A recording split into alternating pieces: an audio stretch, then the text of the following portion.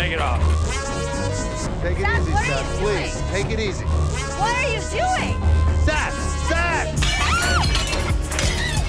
Ashley has pushed Seth too far. Something's gotta change. Hang on, cowboy. This next guy brought in something, and you won't believe what it is. You want 950? This guy walked in all eager to sell something big, and boy did he deliver. When he unveiled the item, everyone's jaws hit the floor. Well, I hear you guys buy silver. We do. That's a silver surfer. I'm talking about a life-size Silver Surfer from the Fantastic Four. Can you believe it? This thing is massive and made entirely of silver. It's a sight to behold. Now, let me fill you in on the backstory. This customer explains that this Silver Surfer was actually a display piece for the movie Fantastic Four: Rise of the Silver Surfer. They made a total of 1,500 of these bad boys. Can you imagine? But here's the kicker. Is it actually silver? This is literally just a regular mannequin and plywood. The customer reveals that this is just a regular mannequin covered in a vacuum metal plastic wrap.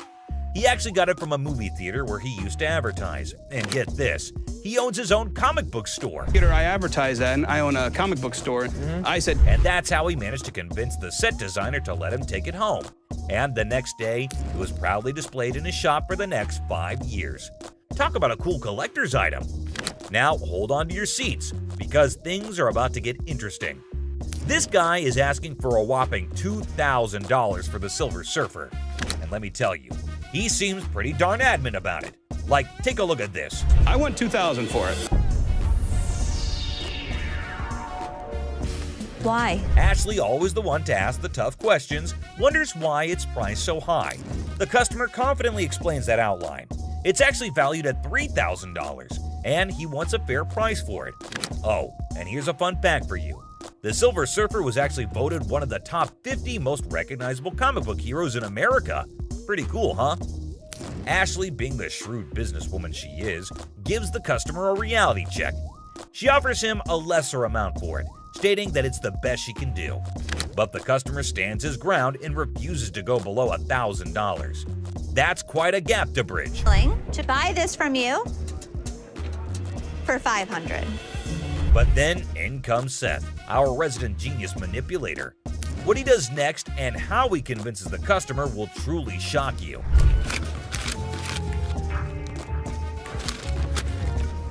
Yes, did you see that? He slyly takes out the money, slaps it on the desk right in front of the customer, and presents him with a take it or leave it offer of $900. The tension is palpable. What do you think this man will do? Take it or leave it. It's clear that he's holding out for a higher price. Hey, sometimes you gotta stick to your guns. Well, after giving it some serious thought, the customer ultimately did decide this. It's a pleasure. We're gonna go surfing on home. See you later. And walked away from the deal.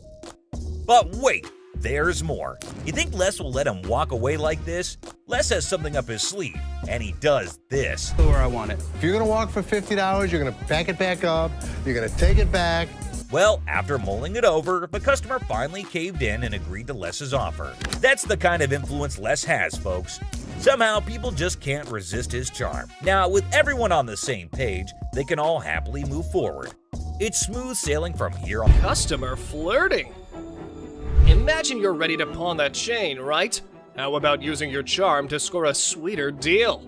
Remember Ashley? She had a customer smitten with a better offer. You're the first person I met when I first come here to this pawn shop. Yesterday, I come up here and I got my chain out. Now I got to pawn it again. How much you have it in pawn for before? Oh, I had it on 120. I was going to pawn it for 200. Do you want to take a look at it? Yeah. Just wait, my friend. What's the plan here? You and Ashley? Do you like BFFs? Now, from where this unconditional love stems, suspicion might be knocking at your door. I can't find her name in the system. You sure can keep a woman waiting. Well, here's the thing. I don't even see you in my system. So you lied to me? I do like you. No, you lied. I adore you. I appreciate would not that. lie to you. Whoa, that confession strategy is next level. But hey, reality's the ultimate plot twist, right? Plans in our heads versus the real-time remix don't always sync up. How much did you get on this? I get the last time 120. Okay. I'll give you 130. Okay. All right, step on over. I think I've got a customer for life. It's good to see you. Nice to see you. 700 cockroaches. No shiny metal, no problem. Time for a quirky twist. Snag those cockroaches and hit the pawn spot down the alley. Who knew creepy crawlies could be the new currency? Hold the phone, folks. His eerie charm's catching on. They are Madagascar hissing cockroaches. Oh! Ew! Ew! Ew! Ew! Did you want to see one? No! Close it! Yeah, those gross goodies. He's got his sneaky secrets for that oddball offering. I was using them to feed my Savannah monitors. That is disgusting. How many do you have? If you pick one of these up, they're actually heavy because there's so many of them in there. I really do believe you. Seriously, bro, we're talking a buck a pop. Those things are tough to sell, even as giveaways. It's like offering a lifetime supply of, well, nope. You better take them back home. I wish I had somebody that needed them. Thank you very much. I'm sorry. I bought living creatures in the past. Cockroaches isn't in our repertoire, but the best thing about it, the look on Ashley's face, priceless. That was gross. Chicken Man. Alrighty, folks, we've got the Rocket Man on our radar. But hold on to your feathers, because here comes the Chicken Man on a mystery hunt while eating chicken in the pawn shop. That's ironic. You hungry? No, I'm not that. I got this for free. I work there, you know what I'm saying? Do you? Yeah, let me show you. Feel free to lay your chicken on the counter. All right, look, this is what I do. I say I got chicken and finger sucking. Come for a plucking. Looks like we've cracked the age-old riddle. Why'd the chicken cross the road? Well, to get a pawn shop watch, of course. But hey, buddy, you're not pulling a poultry prank now, are you? He's eating chicken while he's talking to me. Oh, all right, look, everything I'm getting right there. You're spitting chicken on the counter. That's for you, man. Can I see that right there? Sure. You see it? How much this cost? $1,200. $1,200. Check out Mr. Chicken over here. He's likely on a goof-off mission. However, Seth seems to be pretty annoyed. Oh, here's how he neutralized the chicken threat. Are you seriously gonna buy something, or are you just... You ain't even let me see. Dude, now you're bothering me. In a second, Byron's about to choke a chicken. Oh, choke a chicken. He's about to. All right, look. Make a deal. Byron, want a piece of chicken? You touching chicken? Come on, man, let's go. And you know what? You ain't got to touch me. Angry mom. This mama's boy strolls into the store, peddling his speaker. Seth's deal? Not winning any gold stars. Looks like our dude here is stuck in a pickle. I got a speaker. You got multiple speakers. We $150 short, so I'm hoping you guys can help us out. Realistically, I could sell you them for about $100. So what you trying to give me for this? I want 150. What you Selling trying it to or pawning it? Selling it. $45. Mr. Black, you're in for an offer based on your goods. Just a heads up though, his chat game with Seth could ruffle more scratches than a ticklish itch. So I can get you $45. Well, I don't need from these mother. They won't give me what I You want. came in, you want $150. Damn. What? Mama, you You don't talk like that in front of these people. I done raised you better than that. Now you apologize. I'm taking my speaker. What? Oh, yes! Preach it, mama! Time for a lesson or two. Junior needs a masterclass in manners. Let's dial up an apology for his bad language. I can't take you nowhere. It's the whole minute without you boys do it. What do I pay you guys for? I'm hiring her. Disrespecting Ashley. This man is on the hunt through the shop, spotting a bed-cum table. He's got a plan for some store-wide spotlight drama. Look what he has to say. This is a sex table, baby, right? This actually... Get your ass over and shut up. Get off that bed. First No, of all. I ain't getting no Get off that bed. get kicked in the face. Look, come this way, baby. Who do you Come think here, you are sexy. to talk to me like Bro, that? if you let me, I'll be slapping that ass. He's probably forgotten where he's standing. And you know how they show punks the exit. Well, Les ain't having any of it. He's diving in for some sense talk. You think you're talking to, mother? Back up. I take my ass out of here. Really? We don't think so? Here's the way it's gonna work. You don't disrespect my daughter in my store. Get the out of here. We go back, disrespecting my daughter like that? Striking a nerve on a calm day. You go, Les! Someone needs a major attitude makeover. Time for a crash course in how not to be a jerk. You don't talk about my daughter that way. You understand that? You understand that? Yeah, man. You understand that? I got you. You don't with my kid. I'm sorry, man. You don't with my kid. I'm sorry, Les. I'm sorry, man. Get this off the property. What's going on out there? Do not go out there. Dirty couch. fresh in a new city? The furniture hunt's on, and guess where you score budget-friendly items? Yup, the pawn shop. Have a look. We have used furniture, and we give deals. Our used furniture sometimes has things on it. Why is it so freaking dirty, man? Because it's used. That's why it's $397.77. Really? Well, I only got $200. What's the dilemma here, man? Buying a used sofa at a pawn store and expecting showroom shine? Your brain might not function properly to have such an expectation, sir. Let me try this out, man. I'll tell you what, my shoes are cleaner than this couch. Then don't buy it. Make me a deal. I got cash in my pocket, man. Wow, Come on, man. $200. Come on. Did you catch the words he just uttered? Mr. Couch is clueless about the league he's stepping into. Time for him to gear up because less is on the horizon. Okay, it's time to go. Come on, man. Come on. Here we go. Yeah, come on, man. Here, come yeah, on. Man, come on. Don't make my... Come on, man. This is how we do it in the D. Yeah. Walk out. Walk out, my man. The business at hand. Benjamin saw nothing but the business and got right back into it. I don't trust this guy. I don't trust nobody, especially when they're trying to sell me. Benjamin, I can feel you totally. It's not like we don't trust anybody, but it's always better to be sure when there's a ton of money involved. No doubt the expert had to be called in. I do believe that this is a genuine 1951 Yankees baseball. Whoa, it looks like there's some good news for the man, and we might see some bills going out of the shop. But wait, don't be sure. You never know when the deal goes south. I think $3,000 is a reasonable amount for the ball. With audacity that leaves me breathless, a staggering demand of $3,000 was quoted for the ball. And it's quite obvious as well. After all the authentication and the proof, anyone would ask for that kind of money. They fired about $800. But wait, what?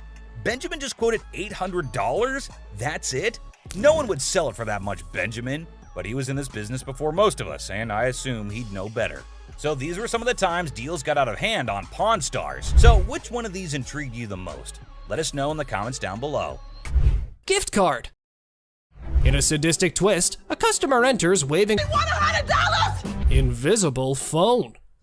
In a daring attempt to find the perfect gift for her son, a woman decides to venture into the pawn shop. But little did she know what awaited her there. I was kind of looking at some of these watches. Okay. Where the hell is my phone? Something wrong? Yeah, my phone. I just let did you take my phone? Take your phone. There was never a phone on the showcase. Well, folks, it appears our big mama's stealth skills might need a tune-up. However, did you see her put a phone there? Not me. I ain't crazy, damn it. I just laid my phone there. Don't touch me, yo. You better get off because I ain't. You Calm down. There was no phone on the showcase. Can someone just ask this woman to keep it down a bit? It looked like she was indeed trying to pull a scam. However, this is how she decides to take cover. When you start attacking another customer in the store, you have got to get out. Yo, better get this lady because I ain't got nothing. Please, listen. Nobody don't got time for this. Yo, get this old ass lady. You better get my mother. Looking for boyfriend. A girl visits the pawn shop on the hunt for her beloved boyfriend. Can you guess where she might find him? Oh, you got it. It's none other than the store itself. Talk about a stroke of genius. I'm sorry, but who are you? Just get him for me. And so what's this regarding?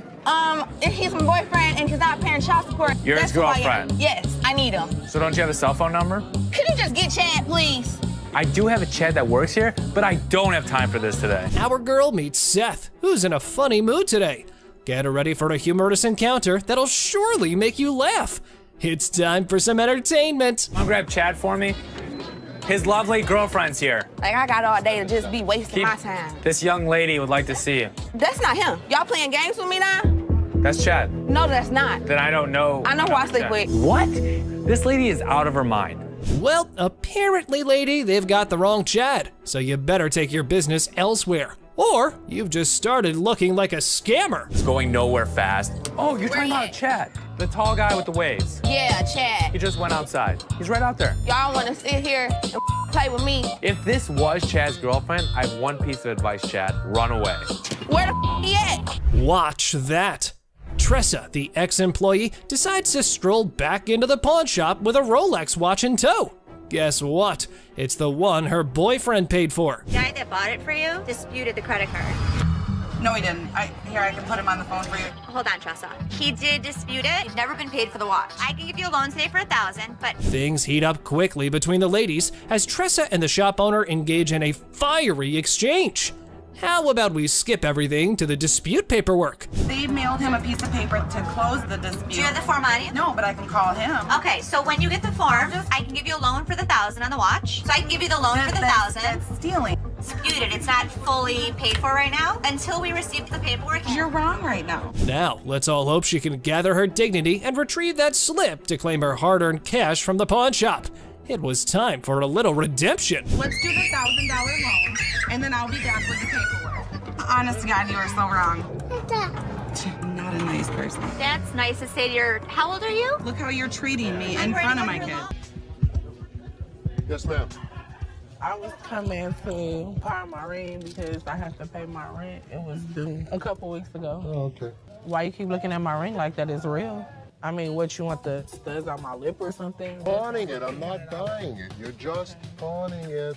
You want to pawn it? Keep control of herself. I don't know what the hell her problem was. I don't give a what her problem was. She's lucky my security staff didn't beat her ass. There's never a shortage of people who don't know their item is fake. The truth makes this woman explode at Les, but she never stands a chance because Les has backup. Hi. Hi. I'm Ashley. I'm Nana. Nana. Mm-hmm. I called up here and I got an estimate price, and they told me that I could get $400 for these. You called up here and got an estimated price. Yeah. Who did you talk to? Nicole? Nicole. Over the phone? Yes, But ma'am. we don't see them over the phone. She is lying. Where Nikki at? Nikki. Nicole. Well, which is it, Nicole or Nikki? Listen, it's real diamonds. All I know is I need my $400. All right. I'm looking at the diamonds, and I know right off the bat the weight is just not gonna make it. I know I am not gonna be able to help her. I can do 185. No, I'm not. I mean, you're not gonna come in here demanding money from me. Yes, I am, because that's what I called for. Nikki! What? No, Nikki! Where this bitch at? She all of a sudden darted away from me, started screaming for Nikki. It was like a bat out of hell. Where this... A customer comes in to pawn her jewelry, but she's not ready for what Ashley has to say about it. Excuse me. Nikki! First of all, you're not gonna scream in my store. Well, first of all, you're not gonna walk up on me either. This is Nikki, and they told me that they was gonna give me $400. Oh, so look at and these now they telling me that I can't get my money, and I need this now. Don't you dare. That. I need my money right now. I don't know what this chick was talking about. She was very confused, but I know one thing for certain. Nana needed to go. You like that? Well, you disrespected me, my store. Y'all bitches. Okay. Everybody in this mother y'all. Joe. All y'all. Okay, have a good day. And kiss my ass. Keep walking. Bye, Nana. You bitch. All you mother. Give me a headache. Nana's smart enough to leave before security throws her out, but she makes sure that she's got the last word. Bad parenting. The pawn shop door swings open, and a furious mother charges in like a bull in a china shop, demanding to know if her daughter sold her precious ring here.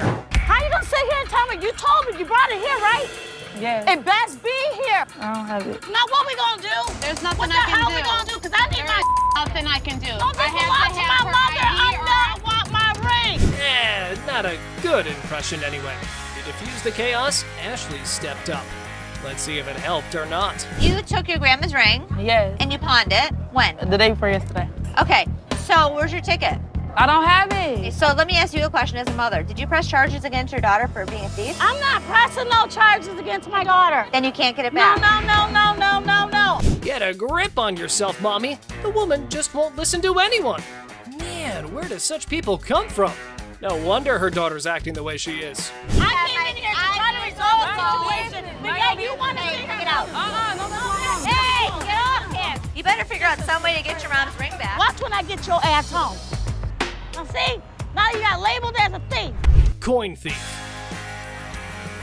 Ooh, there's a new player in the game. This fella's got a quarter that supposedly belonged to JFK when he got the axe.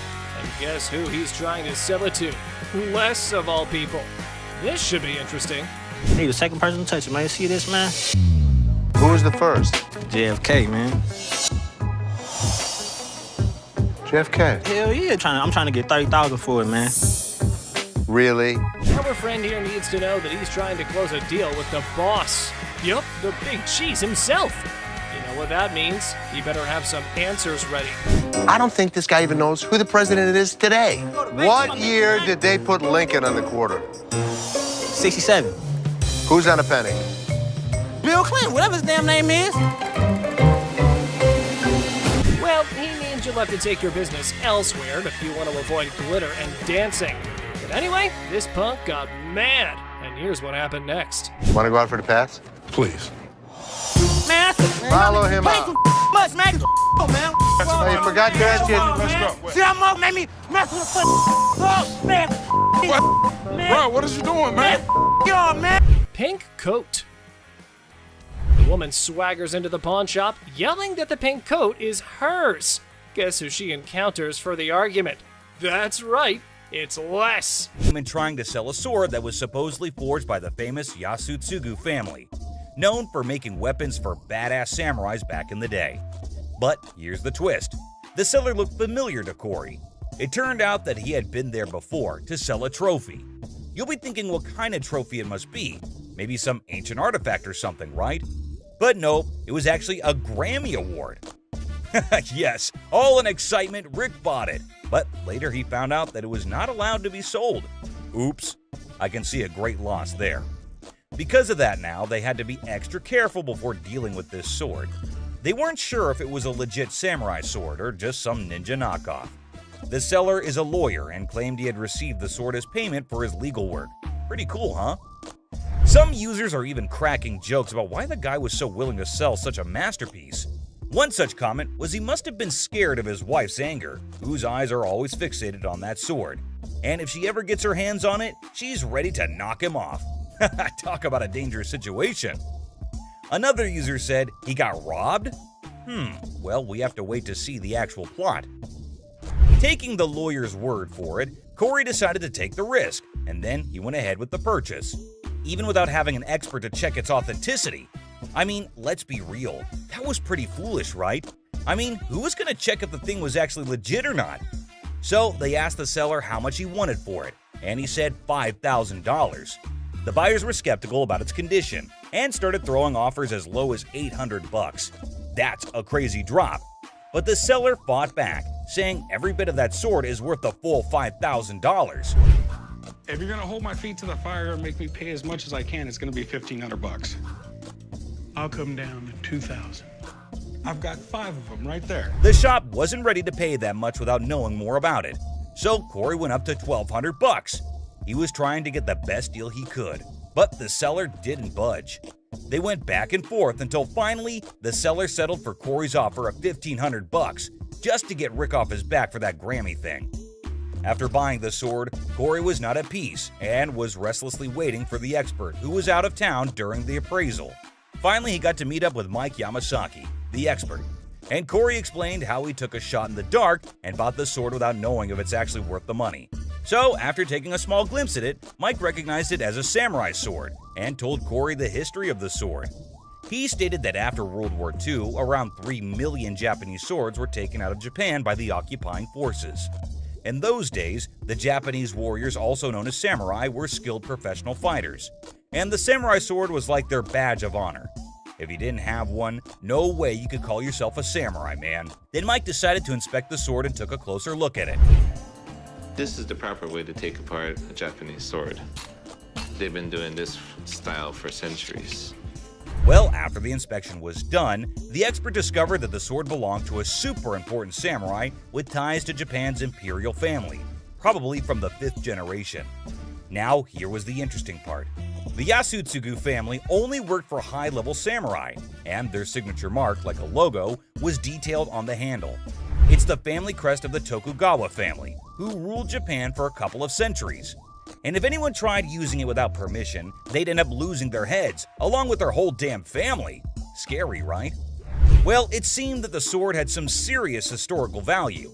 Now, the big question is, how much is it worth in today's time? After considering the condition, the expert estimated that it can be restored for around $3,000. But here's the exciting part. After the restoration and blade sharpening, Corey could potentially sell it for a whopping $15,000. That's a tenfold increase from what he paid for it initially. So there you have it. Corey took a risk, bought the sword without knowing its true value, and it turned out to be a jackpot. But that was indeed a risky game. But does it always turn out to be luck, or sometimes they just lose everything? Well, we'll see this in the next episode, where a customer from season 16 walks into the pawn shop, hoping that the shop will take his 1700s Flintlock pistol off his hands. This thing is ancient and looks fascinating for being so damn old. But the funny part, the gun looked puke-colored. Did you do the amazing restoration on it? I did not. Well, let's talk about the history of this gun. Now, the invention of the Flintlock pistol back in 1615 was a total game-changer in warfare. But here's the thing. Hector, the seller, had no idea about the pistol's origin. It was passed down to him by his father, and he's looking to score $500 for it. But Rick has some concerns. It's pretty darn obvious that this thing has been messed with. So he decided to call in his arms expert, who knows his stuff when it comes to guns. Finally, the expert Alex Kramer arrived. He's the CEO of International Military Antiques. He takes one look at the pistol and straight up calls it ugly. Ouch! Apparently, some shoddy paint job messed up the gun, and it can't even be opened properly.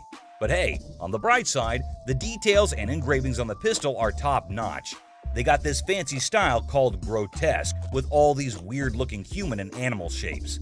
And the markings underneath are high quality too. Too bad the paint on the lock is so thick that they can't even see the gun maker's name. That would have helped figure out when and where it was made. Now Rick's super curious if this thing is actually worth anything. The expert takes a quick look and comes up with an estimate. I think it would be about $1,000. Once we restore it, if I can get it functional, I think it's at least $3,000. With that estimated value in mind, Rick decides to make an offer. So, I will give you $150 and relieve you of your problem. Would you do $250? Damn, just $150? Even though Alex said it was worth $5,000. Rick always pulls out the excuse that it's hard to sell, and there aren't many buyers out there. After a short negotiation, the seller settles for a mere $200. I know, unbelievable and kinda unacceptable. But since the gun isn't in great working condition, I guess it was the best they could do. Rick decided to take a chance and handed the gun over for restoration. Will it hit the jackpot or lose his $200? Let's see. After a successful restoration job, Rick receives some surprising news about the gun's value. It has brought back all the original details and made it look absolutely gorgeous. And guess what? It turned out even better than expected. With all of the engraving on the brass, that grotesque mask came out really well. It did come out amazing. But Alex hasn't tested it yet because he wanted Rick to witness its sight. And the best part? If this baby shoots, Rick might get a whopping $5,000. Damn. Well, let's watch if it works. I got my headphones on, so I can't hear you. Yeah! Oh, it worked perfect! So after successfully restoring the item and getting it in working condition, Rick could be making $5,000 on an item he bought for just $200. That's a crazy profit of $4,800. Absolutely hard to believe, right? Someone even commented that Rick straight up robbed Hector in broad daylight. Users are not holding back with their savage opinions. Well, keeping everything aside, this was indeed one of the craziest profits earned at Pawn Star Shop. Moving on.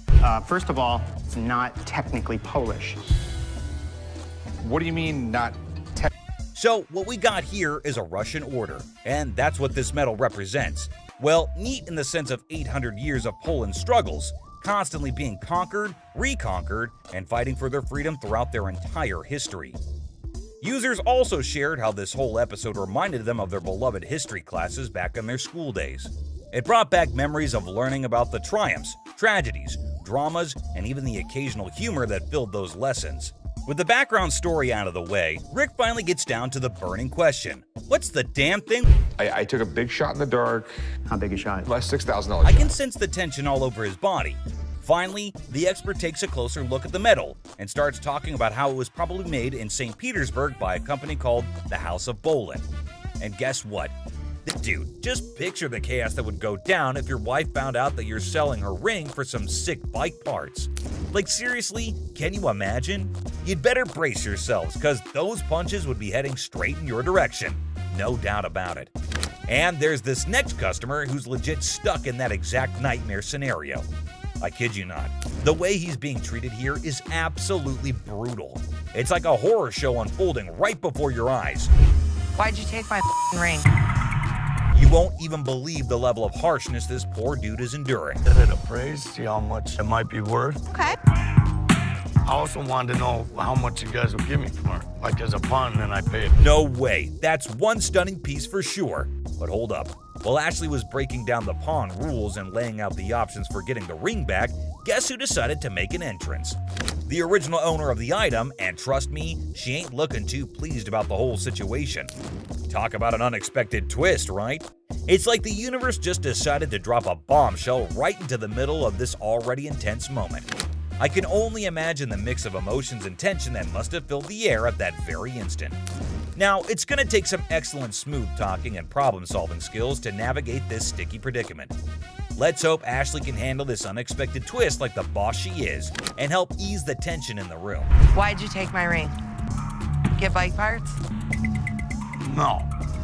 No way, dude. You can practically feel the heat radiating from her furious gaze. And honestly, can you blame her? Imagine finding out that your partner was about to pawn your precious ring without even giving you a heads up. All for some silly bike parts. That's a recipe for disaster right there. The sheer disbelief and anger in her eyes must have been off the charts. It's like a volcano of emotions just waiting to erupt. I can almost hear her thoughts screaming, "How could you even think of doing something like that behind my back?" And let me tell you, that kind of betrayal cuts deep. It's a breach of trust that takes some serious mending. But hey, maybe there's a chance for redemption here. If this dude's got any sense left in him, he better step up and start doing some major damage control. But man, it's gonna be a long and bumpy road to recovery. In the meantime, hang tight, my friend, because this roller coaster ride is far from over. Boom! Punches him, and I am done. No doubt about it, that punch was a real knockout. And honestly, he had it coming. It was beyond immature and disrespectful for him to even think about pawning her ring without her consent. Talk about a major breach of trust and a surefire way to ignite a firestorm of frustration. But let me tell you, the way she unleashed those two punches, it was like a burst of pent-up anger and frustration exploding in the air. You could practically feel the intensity of her emotions in every swing. She wasn't holding anything back, that's for sure. I can only imagine how fed up she must have been. Sometimes emotions can manifest themselves in unexpected ways, and in this case, it was through a powerful punch. The woman asked Ashley to give her the ring back, and she asked for it quite furiously. Just give them the ring. All right. Thanks. Okay, hold up. Let's get the facts straight here. What Ashley did wasn't some mean girl behavior, alright? She was just trying to get some clarity, you know? She wanted the dude who brought in the item to speak up, but damn, he was in no position to do that at the moment. We can't really blame Ashley for wanting answers. She was just trying to figure out what the heck was going on. It's all about seeking the truth and making sense of the situation. But God forbid the lady was in no mood to talk. She just wanted to drag her man across the store and beat him up later at home. But hey, who knows? With some good communication and a bit of luck, maybe they can find a way to sort things out and make everyone at least somewhat happy. After all, in situations like these, finding a win-win solution is the ultimate goal. Well, he kinda deserves it. I hope he makes better decisions in the future. But Ashley is not the only one who had to deal with some crazy customers. Phone work. It's a simple question. Does the Picture this guy, all dressed up in his baggy clothes, trying to act all smart and cool. Classic, right? So he's claiming that he bought an iPhone from the store like 2 to 3 days ago. But now the camera isn't working and he's seriously ticked off about it. All he wants is a replacement phone. Simple as that. But hold up a sec. Did he bother to bring the receipt? That's the million-dollar question right there. Because you know, without that little piece of paper, it's gonna be a bit tricky to sort things out. I mean, come on, it's like buying a ticket to a concert and then trying to get in without showing it. No can do, my dude. Receipts are like the golden ticket when it comes to returns and replacements. They're proof that you actually bought the item legit and can claim your rights if something goes wrong. Now, assuming he actually did bring the receipt, then it shouldn't be a major issue to get him sorted out. The store can check the purchase details, verify the warranty, and see what can be done about that faulty camera situation. It's all about following the proper procedure and making sure everything is legit. I ain't got it with me, I ain't bring it. So you're telling me you knew you had to get the phone exchanged and forgot the receipt? But Rich says they don't even sell iPhones for $200. So obviously my man over here is a scammer. Rich was very clear that he could look into it, but he needs the receipt. And he kept denying. Yet Rich asked him who showed him the phone so that he could double check. He randomly calls up one guy, and obviously the guy denies, saying they had iPhones on sale 2 to 3 weeks back, and the customer claims that he got it 2 to 3 days back. But obviously the man didn't like the fact that he is getting caught, and you wouldn't believe what he said to Rich. Mohawk, shut the hell up. My Mohawk doesn't talk. It clearly does. Clearly it Along doesn't. with that goatee, Now, too. the goatee does. Like seriously, this dude went way overboard. First, he rolls up in here with a fake item that was never even sold to him in the first place. What's up with that, right? And then he has the audacity to start talking back to Rich like he's the boss or something. Come on, man. Rich ain't just gonna sit there and let this guy run his mouth without firing back. It's all about standing up for yourself and not taking any BS from anyone. Rich had every right to clap back and put this dude in his place. I mean, it's crazy how some people think they can just waltz in and cause a scene without any consequences. But nah, that's not how it works here. Okay, did that one work? Pull the things up over your ears a little because you clearly can't. No way, dude. Even while Big Joe was escorting him out, this guy had the nerve to keep shouting at Rich, trying to prove his point. Talk about audacity on another level. I mean, seriously, when you're already in a situation where you're being shown the door, you'd think common sense would kick in, and you just leave quietly. But no, not this guy. He just couldn't resist the urge to keep arguing and making a scene. It's like he thought he could still somehow win the argument or get his way by raising his voice. But let's be real here. Shouting isn't gonna magically make your point more valid. It's all about having a civilized conversation and respecting the boundaries. But man, I can only imagine the frustration and annoyance Rich must have felt having to bear all that unnecessary noise. Send me a picture of the receipt from your phone. Damn, my man Rich definitely got that one stitch on his head for a long, long time. That was a pretty savage and badass man. I mean, you have to be like that in this job, or else people would just walk all over. Led Zeppelin. Prepare your stairway to rock heaven. Cue the legendary Led Zeppelin.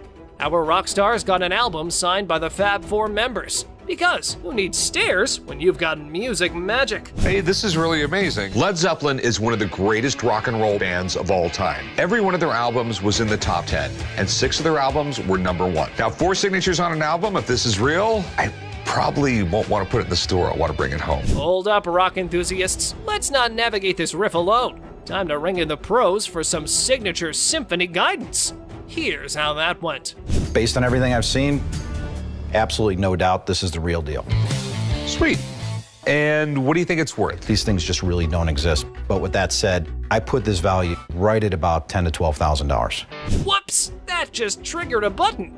But hey, Rick's unfazed by our shenanigans and smoothly sails on with the negotiation journey. My best price would be $17,500. This is history.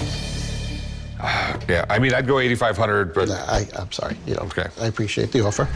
Golden State Warriors ring. Guess what? Cupid's been busy, and our Romeo's on the hunt for the championship ring to dazzle the lucky fiancé. Game on, love-struck champ. So what I did was I brought pictures of another 75 Golden State Warriors ring. Okay. And as far as the pictures are concerned, they match up. Yeah. It's perfect. Here's a Shakespearean plot twist. Romeo's seemingly out to give Rick a trigger. Come on, dude, you're facing a pawn shop titan. Let's see how this drama unfolds. It's not testing. That's because you have a really cheap tester. Do you have one of your own? Yeah, I have my own stuff over there. Yeah, I mean, if Mr. Romeo came in ready to take down the big G. But plot twist, the universe decides to serve him a slice of humble pie instead. Anyways, here's how things went on from that point. Any 11 grand, that's what I can do. That's your bottom line? Yeah, best price. Fair enough. I mean, I'm disappointed, but it's it's your property, you own it, and you got to do what's in your best interest. Right. So. All All right, no problem, man. Yeah, thank you. Thanks for coming in. Mechanical bull. Ah, the good old days of Wild West bull riding and rugged cowboys. Some dude missed the memo that it's not exactly the trendiest scene nowadays. Time to catch up, y'all. Going for a ride in my parking lot, or what are we doing? Let's have a little fun, girl. We're trying to sell our mechanical bull. Why do you have it? A Western-themed restaurant bar before, and that was the theme. We put the bull into the bar. Well, slap on those cowboy hats. We got ourselves a scene here. But seriously, who's taking bets on whether they can wrangle a decent price for that rodeo-style bull riding? Let's say you were to buy these brand new. How much do they cost? They cost around $15,000 to $20,000. How much do you want? $15,000. So if I was to buy this brand new or buy this used from you, it's the same price. Rental companies rent these out for $750 a day. There's a lot of revenue potential. Ah! Man, sad to see these alpha men taking back their bull home. But folks, hold on to your hats. Maybe Ashley has something else in her mind. 3,000 right now. 45. 31. 39, you pack it up. That's my bottom dollar. 34. I can't do it. Sorry, good luck. Dr. Death's van. Step right up, viewers. You've heard of Dr. Death, but today's highlight is the van that spotlights as the ride for assisted suicides. Because nothing says vacation like a one-way ticket, right? This is a 1968 Volkswagen van owned by Dr. Death, Jack Kevorkian. By Dr. Death. This is the actual van that he did his first and several other assisted suicides in. Jack Kevorkian was an iconic figure in the city of Detroit. We're not aiming for a Valley of Chrome farewell tour this time. Mr. Big Bucks here wants a 6-figure sum. Brace yourselves, because Les has his few concerns all queued up. It is a piece of history. I like buying weird. You won't find another one. The problem is, it doesn't make sense to spend 6 figures on something like this for me. Well, you either love it or hate it. But I love it. This is definitely a piece of Detroit. A van oozing that delightful combo of creepiness and death vibes. So legit. However, why not throw in another expert opinion? Let's see how that went. So 10,000 ain't gonna buy it. No, I'm in the 6-figure range. 20 grand? No. 25 grand. 30 grand. 50 grand? 30. One time. 50. 30 cash right now. Bizarre bikini. Check out this granny of the century who strolls into the pawn shop with an elderly figure that has a lot to do with, I don't know. You have a look and maybe you decide. Which is the doll? I heard that. I'm undressing her. What can I say? A really nasty looking woman, but a very cool item. Yep, that's about accurate. You just saw a long-legged granny in a bikini. All the efforts are done in the name of art. However, our granny here invested in this model. How much did you want for this thing? I'd like to get $500 for it. This thing is art. It's a very cool item, but not for that price. I mean, she's really cute. I mean, she's really fun to look at, but it's not going to be even close to 500 bucks. Never mind, that was gonna be a deal breaker. Unless Les had some more quotes to add to the art piece, this stirs things up for the selling mix. Here this woman was playing my game, and I was losing. 200. 190. I'll take it. Will he stop? Okay, schlep it home. You know, I heard my dad saying it wasn't worth the extra $10. Bull. She wants 200. Latex vacuum bed. Look who's spicing up the pawn shop scene. This dynamic duo's got a latex vacuum fetish bed up for grabs. You know, just your average afternoon errand. Latex vacuum bed. A what? A latex vacuum bed. So you have sex with latex? Pretty much. It's like the autoerotic asphyxiation is what Pretty it is, much, right? yeah. Bobby J surprisingly knew exactly what this thing was. All right, I was wondering, who needs candlelit dinners when you can have vacuum-sealed intimacy? I'm not here to judge. However, here's a quick demonstration. So normally when Felix has his hand over his mouth, normally what they like. I actually used it. Are you breathing? There we go. Not gonna work.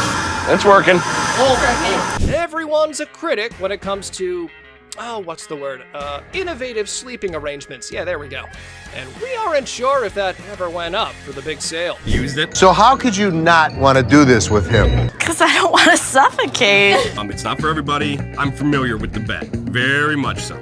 Just imagine having sex and he don't have to hold you. Perfect. Well, now we got that out of the way. Just a normal fine day when this guy walks into the pawn shop to sell Les Paul's document collection, including an incredibly unique and world's one-of-a-kind Les Paul SG guitar that belonged to his Aunt Mary. And guess what? She wasn't just some guitar lover or a casual Les Paul fan. So the seller is hoping to get $250,000 for this collection. The big question is it really worth that much? And is it still in good enough condition to fetch a high price? Let's find out. Rick Harrison calls for Drew, the expert from Authentic Autographs Unlimited, who specializes in forensic document examination. He then carefully examines the signature on the guitar and remarks that Les Paul had a unique and straightforward signature style. Interestingly, Drew notes that he never included his last name when signing off. And can you believe it was his first time dropping that much dough on a guitar? Insane, right? But someone in the comments section went all out and said that those papers would fetch a whopping $190,000 if Joe Bonamassa got his hands on them. Another user totally agreed with him and even said that if this guitar showed up in the right magazine, some millionaire rock star would easily drop at least $200,000 for it. But here's the main part. Did the pawn shop actually make any profit? Hell yeah, they did. Once the show aired, they wasted no time and threw that bad boy up on eBay. And guess what?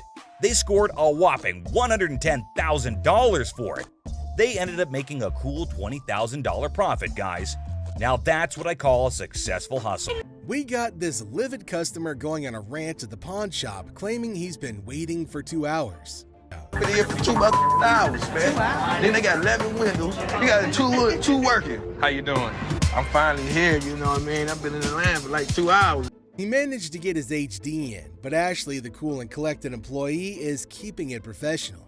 You'd be out of here a lot quicker if you didn't Hold on, sign what is it. this? What is this? What is what? This ain't what he told me he was gonna give me. What did he tell you he was going to give you? The guy's expecting $400, but Ashley's like, nope, you're getting 110. Our furious friend throws a threat like he's gonna crack heads. You're not getting 400, you're getting 110. Okay, well, you can't give me my 400. Sign that, and I'm I'll not give you saying your money. You know Sir. what? See, you the type of motherfucker I've been caught outside and cracked you upside your head. Not cool, right? The folks at American Jewelry and Loan aren't vibing with that. Ashley's had enough, lays down the law, and says, respect or no money for you. Listen here, I'm a Go pimp. out front and get I'm a real your pimp. Go I'm a real out pimp. front I'll and put you get on. your back. I will put you on. Go Hold on. You out don't gotta front walk and up on get me. But this dude, he's got some wild stories talking about women on the street doing things for him. Get your You're gonna talk to me with some respect. I got more women on the street out here hustling, doing things for me every night, Well, security's on point, keeping him at bay while he's still talking big. Y'all can't kick me out of here. Oh boy, someone's day at the pawn shop just hit a speed bump. Off this motherfucker, man. You feel what I'm saying? I know you just doing your job, big dog, but I drive with BMW. In another scenario, a woman, believing her husband pawned her $5,000 wedding ring due to financial struggles, approaches Ashley seeking its return. I was doing my husband's laundry this morning, and I pulled his wallet out. There's a pawn slip from you guys. So I put it back in his wallet. However, lacking a pawn ticket or any proof of ownership, the situation becomes complicated. Ashley, empathizing with the woman's plight, requests a police report or any documentation to validate her claim. The woman refuses, adamant about not involving the police, and tensions flare. I get why he did it. I just want to come in, pay for it, and get my ring back. Did you make a police report? No, I didn't make a police report. The hell am I going to make a police report for? I'm not going to call the cops on my husband. I'm coming to you to get my ring back. Facing an impasse, Ashley is compelled to ask the woman to leave. The exchange becomes heated, and Ashley insists on her departure, prompting the customer to leave the store. Your butt out here and you assist me out. Please, bring it. That's all I want is my ring. That's it. It isn't that hard. Take your pretty little feet, walk your pretty little legs out of here. You are nuts. Just go back there and give me my. How hard is it? You can't just go back there and type in a name? Do you shut up for a second? Never shut Get up. the hell out of here. No, it's time to go. Up yours. We've got this customer dealing with some money woes and trying to hustle up a quick $100 by pawning his stuff. Issues that needed solving post-haste. I'm trying to get all my stuff out. So, what are you looking to do with? that. I'm looking to get $100 for it to help me out. But here's where the plot thickens. The guy's asking for a Benjamin, but all Seth and Les can dish out is a humble $10. What the hell is that gonna do for you? $100 will help me move my out. It'll feed my dogs if I have to, wherever I find. Our seller buddy thinks that $10 isn't gonna cut it for his grand plans, like moving out and feeding his dogs. You know, fair enough, but that's the best they can offer. He tries to haggle for $50, but Les shuts it down, giving him a reality check. That's all Seth and Les can offer. What the do you mean it's gonna be a good start? The $10 isn't gonna be. Why couldn't you do 50 for this? Now, here's where things take a wild turn. Instead of just taking the tenner, our friend gets all sassy. Les, not one to take disrespect, drops the cash on the counter, and you won't believe what happens next. Disrespecting me, trying to hand my back to me. I'm not having that. No.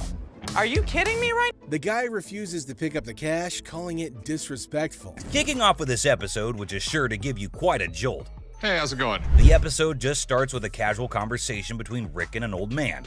But look what he's got. Yes, my friends, you just laid eyes on an 1884 Colt that was used in the Wyoming Range War, also known as the Johnson County War. Goes with it.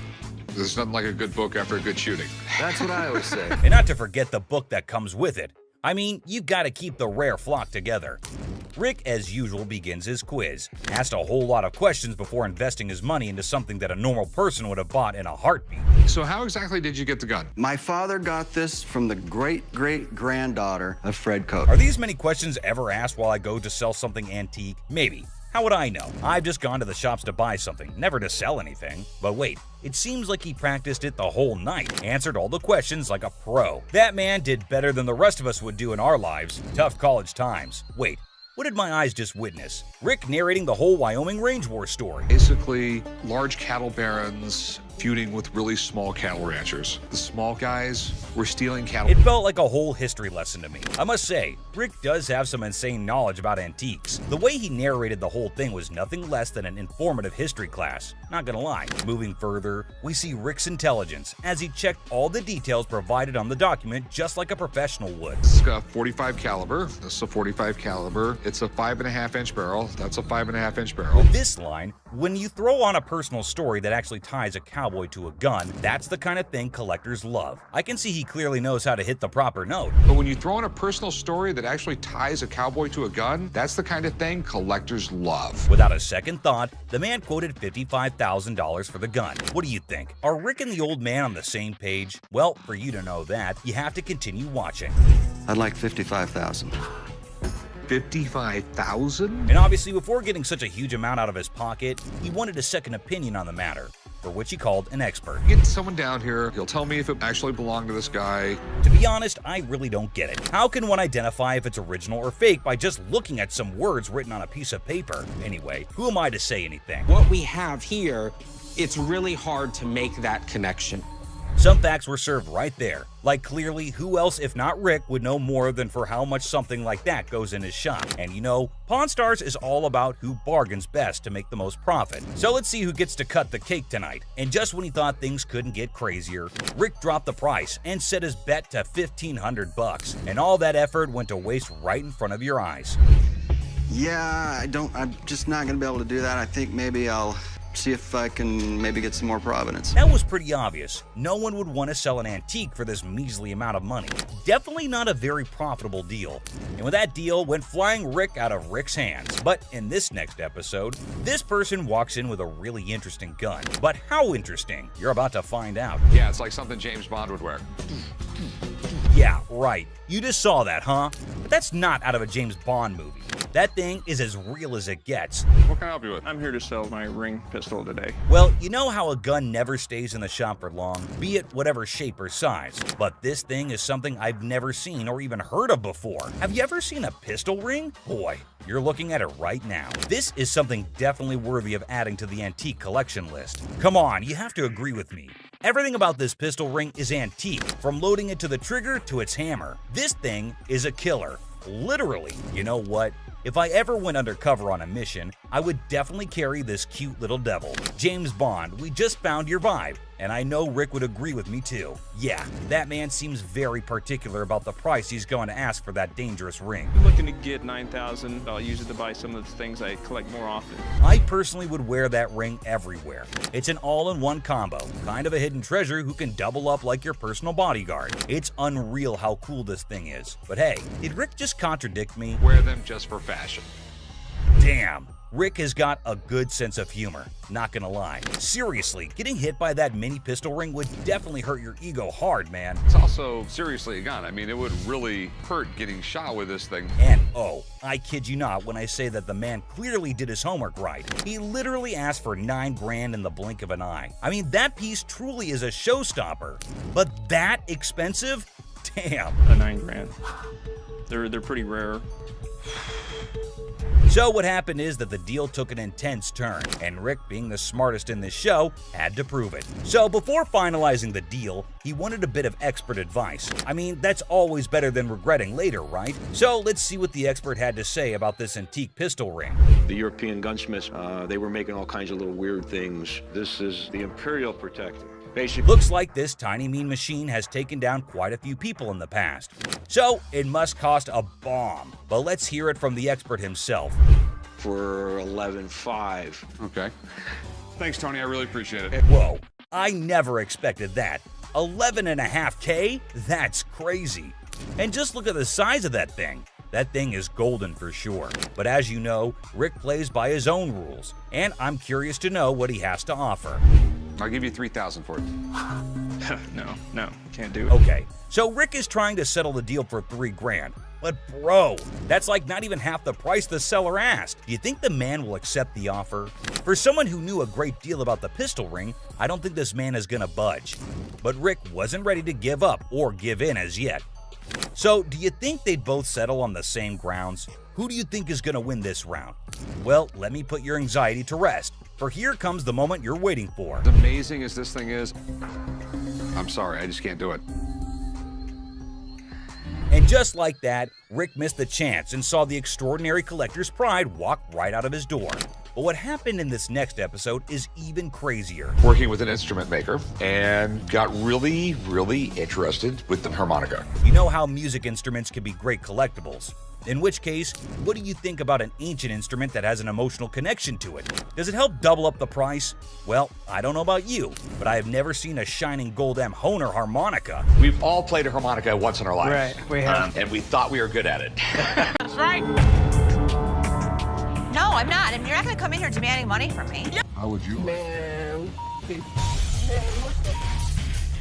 Customers usually go through several stages when they hear that their item's not as valuable as they thought. The first is disbelief, followed by denial, anger, and even assault. In this video, we see a woman who assaults a security guard, another insults and body shames Ashley, and one almost takes a swing at Les. The thing all these people have in common is that they were shocked at the real value of their item. Yes, ma'am. I was coming to pawn my ring because I have to pay my rent. It was due a couple weeks ago. Oh, okay. Why you keep looking at my ring like that? Is real? I mean, what, you want the studs on my lip or something? Pawning it. I'm not buying it. You're just pawning it. You want to pawn it? Keep control of herself. I don't know what the hell her problem was. I don't give a what her problem was. She's lucky my security staff didn't beat her ass. There's never a shortage of people who don't know their item is fake. The truth makes this woman explode at Les, but she never stands a chance because Les has backup. Hi. Hi, I'm Ashley. I'm Nana. Nana. I called up here and I got an estimated price, and they told me that I could get $400 for these. You called up here and got an estimated price. Yeah. Who did you talk to? Nicole? Nicole. Over the phone? Yes, ma'am. But we don't see them over the phone. She's lying. Where Nikki at? Nikki. Nicole. Well, which is it, Nicole or Nikki? Listen, it's real diamonds. All I know is I need my $400. All right. I'm looking at the diamonds, and I know right off the bat the weight is just not gonna make it. I know I am not gonna be able to help her. I can do 185. No, I'm not. And you're not gonna come in here demanding money from me. Yes, I am, because that's what I called for. Nikki! What? No, Nikki! Where's this bitch at? She all of a sudden darted away from me, started screaming for Nikki. It was like a bat out of hell. A customer comes in to pawn her jewelry, but she's not ready for what Ashley has to say about it. Excuse me. Nikki! First of all, you're not gonna scream in my store. No, first of all, you're not gonna walk up on me either. This is Nikki, and they told me that they were gonna give me $400. Oh, so look at and these now they telling me that I can't get my money and I need this now. Don't you dare. I need my money right now. I don't know what this chick was talking about. She was very confused, but I know one thing for certain. Nana needed to go. You like that? Well, you disrespected me, my store. Y'all bitch. Okay. Everybody in this mother y'all. Joe. All y'all. Okay, have a good day. And kiss my ass. Keep walking. Bye, Nana. You bitch. Oh, you mother. Give me a headache. Nana's smart enough to leave before security throws her out, but she makes sure that she's got the last word. Hi. Hello, how are you? Good, how are you? I'm well. I'm here today. I want to prime my computer. I'm trying to get my son into a technical high school. I know it's ugly, but it's No, I didn't say it was ugly. How much you looking to get? Like $175. Oh, that's not enough. I really wish you could give me like $150. Have you ever had an impound before? Yeah, I'm a gold card member. I can get it for you for the same amount that you've had it in for. What was that? Do you consider the fact that I've been patronizing this business since '97? I really appreciate you're not giving me what I want. I don't give everybody what they want. $157? You done? No, I'm not done. Okay. Do you want the 100? No, I don't. Okay, then goodbye. This customer walks in with a laptop and a price that just won't cut it. Ashley knows this one's gonna have to go. What do you mean goodbye? You can walk out the store. I can. But am I going to walk out? You will. Who's going to make me? I want to see somebody make me leave up out of this mother. Not giving me what I want. I don't give everybody what they want. $150. Well, if you had as something a patron that's been patron since '97. You done? No, I'm not done. I want to see somebody make me leave up out of this mother. Are you a lady or are you a child? I don't give a what I am. And don't think that you won't. Because all I got to do is make a phone call. You know what? Wait, Get out. I'm not Get going out of here. Get out. Me up. Don't touch me. Do not touch me. Get out of my store now. I've been patronizing this business since '97. You have an English degree, right? No, I don't. Yeah. Despite Ashley's efforts to help her, the woman goes ballistic. Felix, the security guard, escorts the woman out, but she doesn't go quietly. I was coming in to try and get like $1,500 for this. Okay. I'm trying to get my baby daddy out of jail, and I've been really trying to work things out with us. I love him dearly. I was his first phone call, so that lets me know that he loves me. Huh? No, not $50. I want $1,500 I'm sorry, for I these. can't help you with that. I said. I don't care what you said. I said I want $1,500. I'm not giving you $1,500. $1,500. I am not giving you. To get my man out, okay? I want $1,500. What part of that you ain't understanding? You need a hug. No, don't give me no damn hug. Oh, you need a hug. I don't want no damn hug. Get off of me. Put that baby. I don't want no hug from you. Sure. I don't want no hug from you. Kiss my ass. Gave her a hug. The woman comes in to trade baseball cards. However, the only thing she manages to do was initiate a shouting match with Ashley. This one is put out the door fast. How are you? I'm doing okay. What can I help you with? Either trying to get a loan on it or you guys can buy it. Mm-hmm. Trying to sell it for maybe like $150. It's $50. Then you know this costs way more than this. Okay, but I'm not going to pay you for the amount that you think it's worth because it's stained. This is not one of the newer ones. This is not this season. I know about purses. But you still willing to buy for $50 though. So if it wasn't worth, why would you even say $50? So they didn't say it wasn't worth. Leave Can our I talk to store. somebody Nope. else? Why do I have to talk to you? Because You I'm the disrespectful. manager. I'm disrespectful and you call me a pepperoni ass? Ugly ass bitch. You're Now not what? the owner. The owner is the other man. You must have. How you get here? You your way to the top. You. Customers are just shocked when they're told the real value of their item, but this customer's just straight up disrespectful.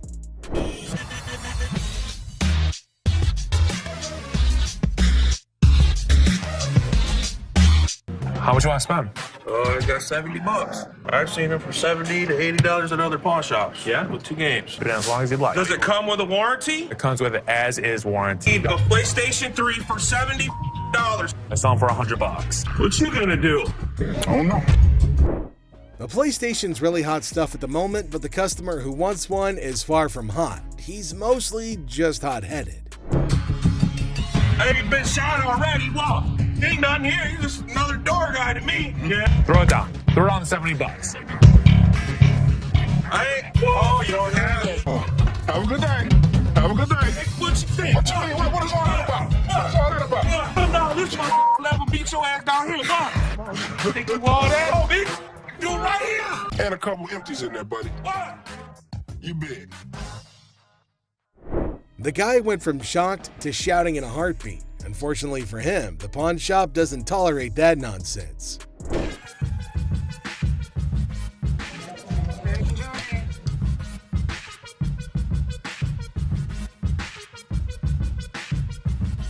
And not real.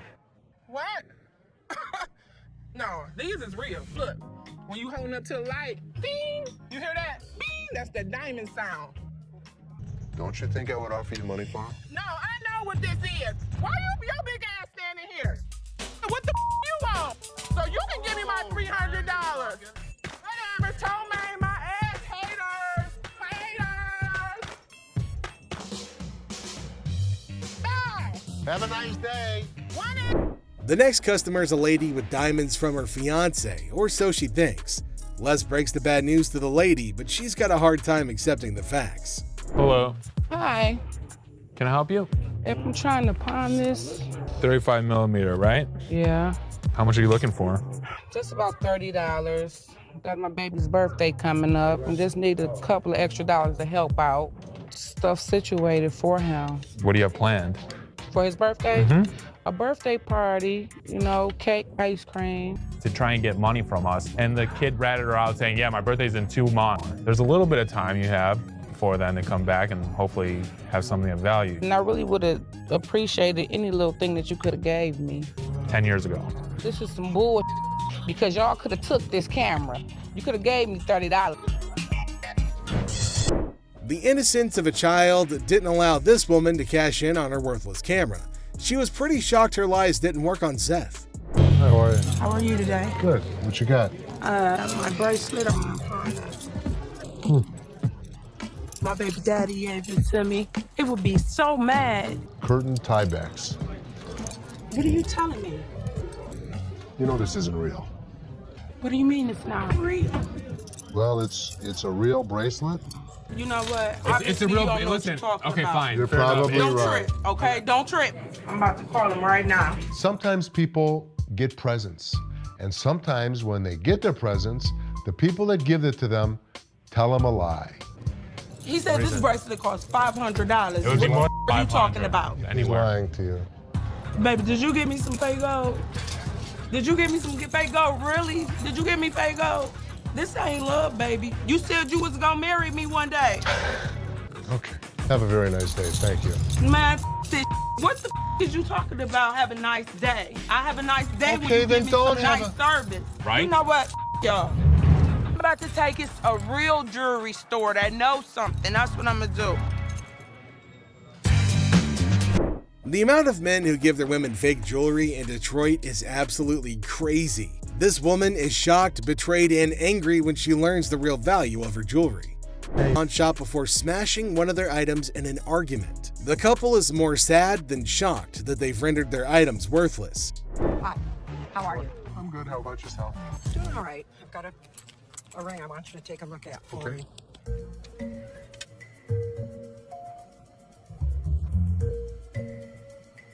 You know what it is? They're diamonds. They're not diamonds. That's cubic zirconium and silver. Okay. I'm not interested. I know what this is. I'm telling you, I can't give you any money for it. I know it has value, and I'm really, really upset right now. So, I've worked for an attorney. I know my rights. Don't touch me. You're an idiot. You're an idiot. Oh yeah, what a gentleman you are. Anybody? Woman, what? Get me out of here. Get away. Get away. 4 times she hit me. Granny, 4 times? Why would I not give her money if it was worth it? I thought you were smiling when she was doing that. This woman can't believe her diamonds are actually not diamonds. If you like seeing angry senior citizens, then this grandma's got you covered like a quilt. So I'm here to sell my yays and stuff. Okay. Cartiers. I paid $5,300. For these? Yeah, I overpaid. They're fashion designer glasses. Really cool gold diamonds. For those particular frames, there's a huge demand, but not for that price. How much you want for these? The lowest I'll take is probably like 40 for it. All right, give me 35. You give me 35? 1,000. What you mean? You making too much money now. I sell this stuff cheap, man. Look, I ain't pay 1,000 for these. I know feel you me? didn't. I can feel you. Well, dang, you don't feel me. You know what I mean? I can feel you. You see how he talking? Talking like a kid and You don't know who the I am. Man, You don't know where the I was raised. Like and I you're just said, talking. Well, flat out, man. I ain't leaving, dog. Come on, baby. Young buck. What's up, baby? No, we out. You on that petty shit, dog. That petty ass money you offering. That's why ain't nobody with y'all. You feel me? I feel you. Les is offered a cool pair of glasses, but he knows they're not cool enough to be worth what the customer's asking. The customer doesn't take the news well at all. Seth devises an expert method for appraising precious stones. Bob saves Les a lot of money with his knowledge of walrus reproductive parts, and Seth provides expert advice that saves a deal on an elephant part. These are the times experts saved Les gold from losing everything. Seth makes a shocking discovery on how the pawn shop is losing money. Les doesn't like it either. Both father and son know that if this keeps up, they could be out of business. It ain't never gonna happen. We'll see about that. Show me. I will. Seth has done his homework and concludes that the pawn shop system needs to change. But is it worth the cost? Les certainly doesn't think so. Les doesn't mind losing a bet to his kids, especially if it earns him more money. I'm here to sell my collectible Amazing Fancies issue, and it's 24 karat gold and sterling silver, and it's Stan Lee's autograph as well. This is all original casing and stuff. There's only been like 1 or 2 that's been sold since like 2003. So I don't want it, because it doesn't match anything I have at our apartment. Can we talk about this woman, though, for a minute? Why would you be in this relationship? I don't want to take this from this guy. Enough. A guy brings in a really interesting piece to the store at the behest of his controlling girlfriend. Ashley only wants to focus on business, but Bobby J is quite bothered about the customer's relationship. Unfortunately, it's not 24 karat gold. Oh, it's not? It's plated, which decreases the value a lot. Let me ask you this. What else have you had to get rid of? Nothing else. The only reason... The kid's miserable. He's scared to death to say anything. We should have helped him. You can't have this. You can't do that. Would you ever do that to somebody? Can you just go over there and finish what you were doing before? I can have an opinion about something. You can, and enough's enough. Thank you. The gold gun that Les bought from the expert comes in and saves the pawn shop more money. However, Bobby J's only concerned about saving the customer from his girlfriend. Hi. Scott. How you doing So today? tell us a little bit about your... 1958 Perilla Greyhound. Most scooters use stamped wheels, where these are spoked wheels. Kind of blends between a motorcycle and a scooter. The rarity of the bike. There's only known to be about a dozen in the country. Of this particular brand? This model. So realistic. Best deal. Tell me what you can do. Give me 1 minute. The customer walks in to sell a vintage motorcycle. The motorcycle is nice enough to catch Les's interest, but the price makes Les second guess. A 58 Perilla motor scooter.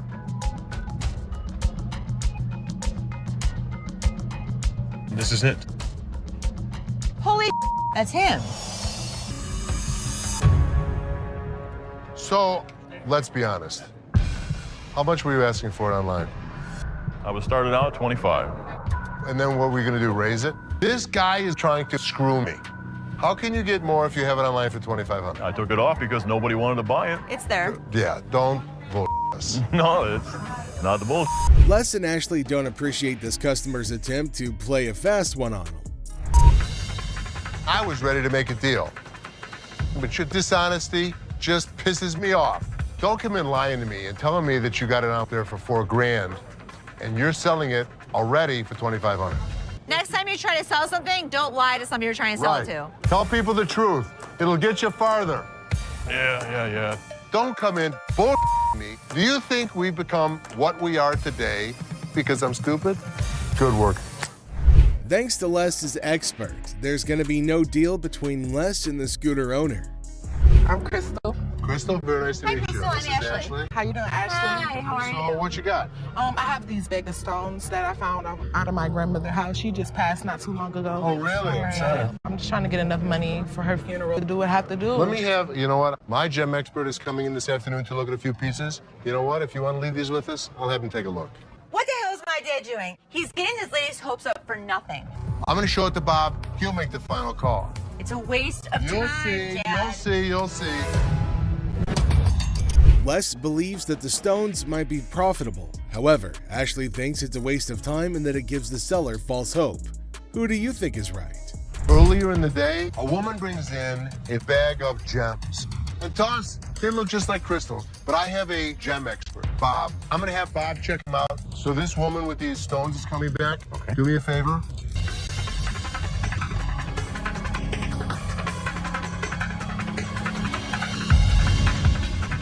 These are nothing. We never get hits like this. What do you praise that at? Guys, here she is. We're going to change this woman's life. She's gonna flip. Yeah. Les is confident that Jim, his expert gemologist, will give him positive news. This time, Les's instincts are right on the money. You're going to change her life. This could change her life right here. Okay, here we go. Oh my God. So, you're in hard times right now, right? I don't even know how to break this news. $10,000. Oh my God, are you serious? Congratulations. Thank you. Thank you. Thank you. All right. My God, guess what? They just gave me $10,000 for grandma jewels. Yes, I'm so serious. I'm glad I came up here today. The woman gets more than she expected, but if Les gave her $10,000, just imagine how much he would make for the precious gem. These are walrus peni. Walrus. Penises. Why? I'm pretty sure I'm right in line with what you can find on the internet. $600 each for those, and $600 for them. There is no way I would take less than $500 for those a piece. Correct. Just wouldn't do it. Let me just go look. Two customers come in with some of the weirdest items you'll ever see on the show. Les has to take a second to understand what he's dealing with. Yeah, you're 100% right. How the hell did you know about that? Holy Bob. He's really proficient in anything that's hard. Yeah, I mean, this is it.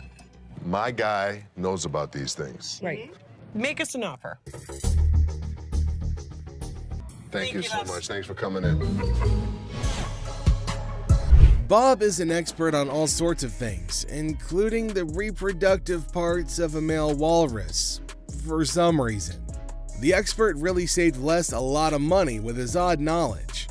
Skull of an elephant. Really?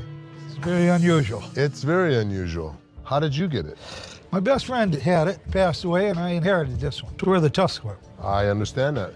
It came from Africa? Yeah, right.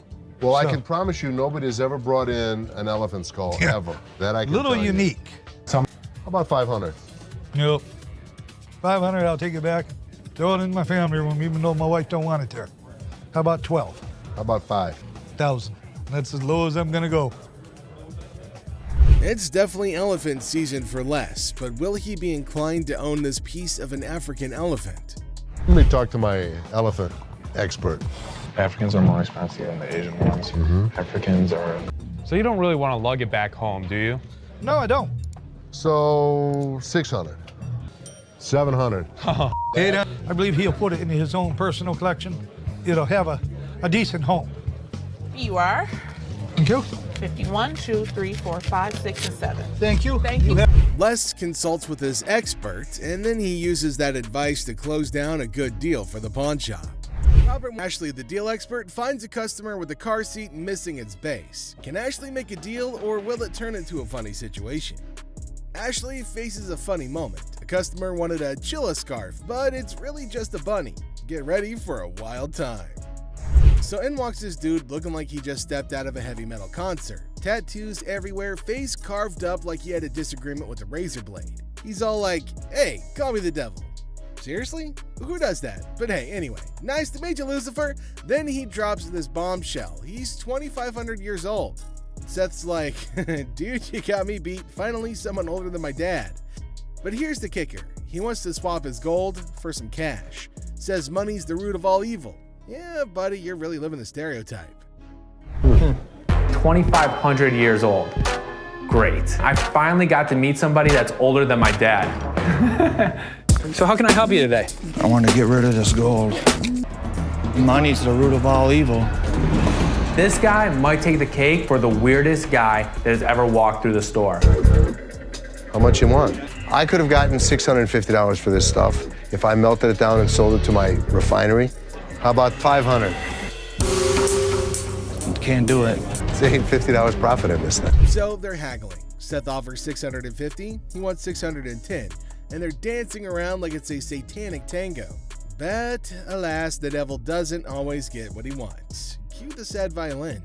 I guess we don't have a deal. So there Seth is, trying to make a deal with the devil. And he's all like, I want cash for my gold, and Seth's thinking, sure buddy, let me just grab my holy water. But seriously, with the negotiation, Seth offers him $650, he wants $610, and they're doing the demonic dance of the dollars. But in the end, no dice. No deal with the Prince of Darkness today, folks. Sorry, Satan. Maybe next time, bring a better pitchfork. Hi. Hi. I'm Ashley. I'm Nana. Nana. Mm-hmm. I called up here and I got an estimated price, and they told me that I could get $400 for these. You called up here and got an estimated price. Who'd you talk to? Nicole? Nicole. Over the phone? Yes, ma'am. But we don't see them over the phone. She's lying. Can I see your merchandise? You need to come in, you need to evaluate your earrings, you need to test them. Ashley introduces herself in a bubbly tone. Now Nana barges in, claiming that she was promised $400 for her 3-carat diamond earrings. She accuses Nicole of lying about the offer. Ashley calmly explains they need to evaluate the earrings in person. Nana demands $400 but gets offered $185 instead, triggering her outrage. Where Nikki at? Nikki. Nicole. Well, which is it, Nicole or Nikki? Listen, it's real diamonds. All I know is I need my $400. All right. So what you're saying is you're not gonna give me that $400, right? No, I'm not. And you're not gonna come in here demanding money from me. Nana insists on the $400, but Ashley stands her ground. Nana's frustration peaks and she frantically searches for Nikki, accusing everybody of disrespect. Chaos ensues as Nana's volume rises, demanding her mother money. Ashley remains composed, but Nana's confusion and persistence escalate the situation. I am because that's what I called for. And they told me that they was gonna give me $400. Now where the is Nikki at? Where the is Nikki at? Nikki! What? No, Nikki!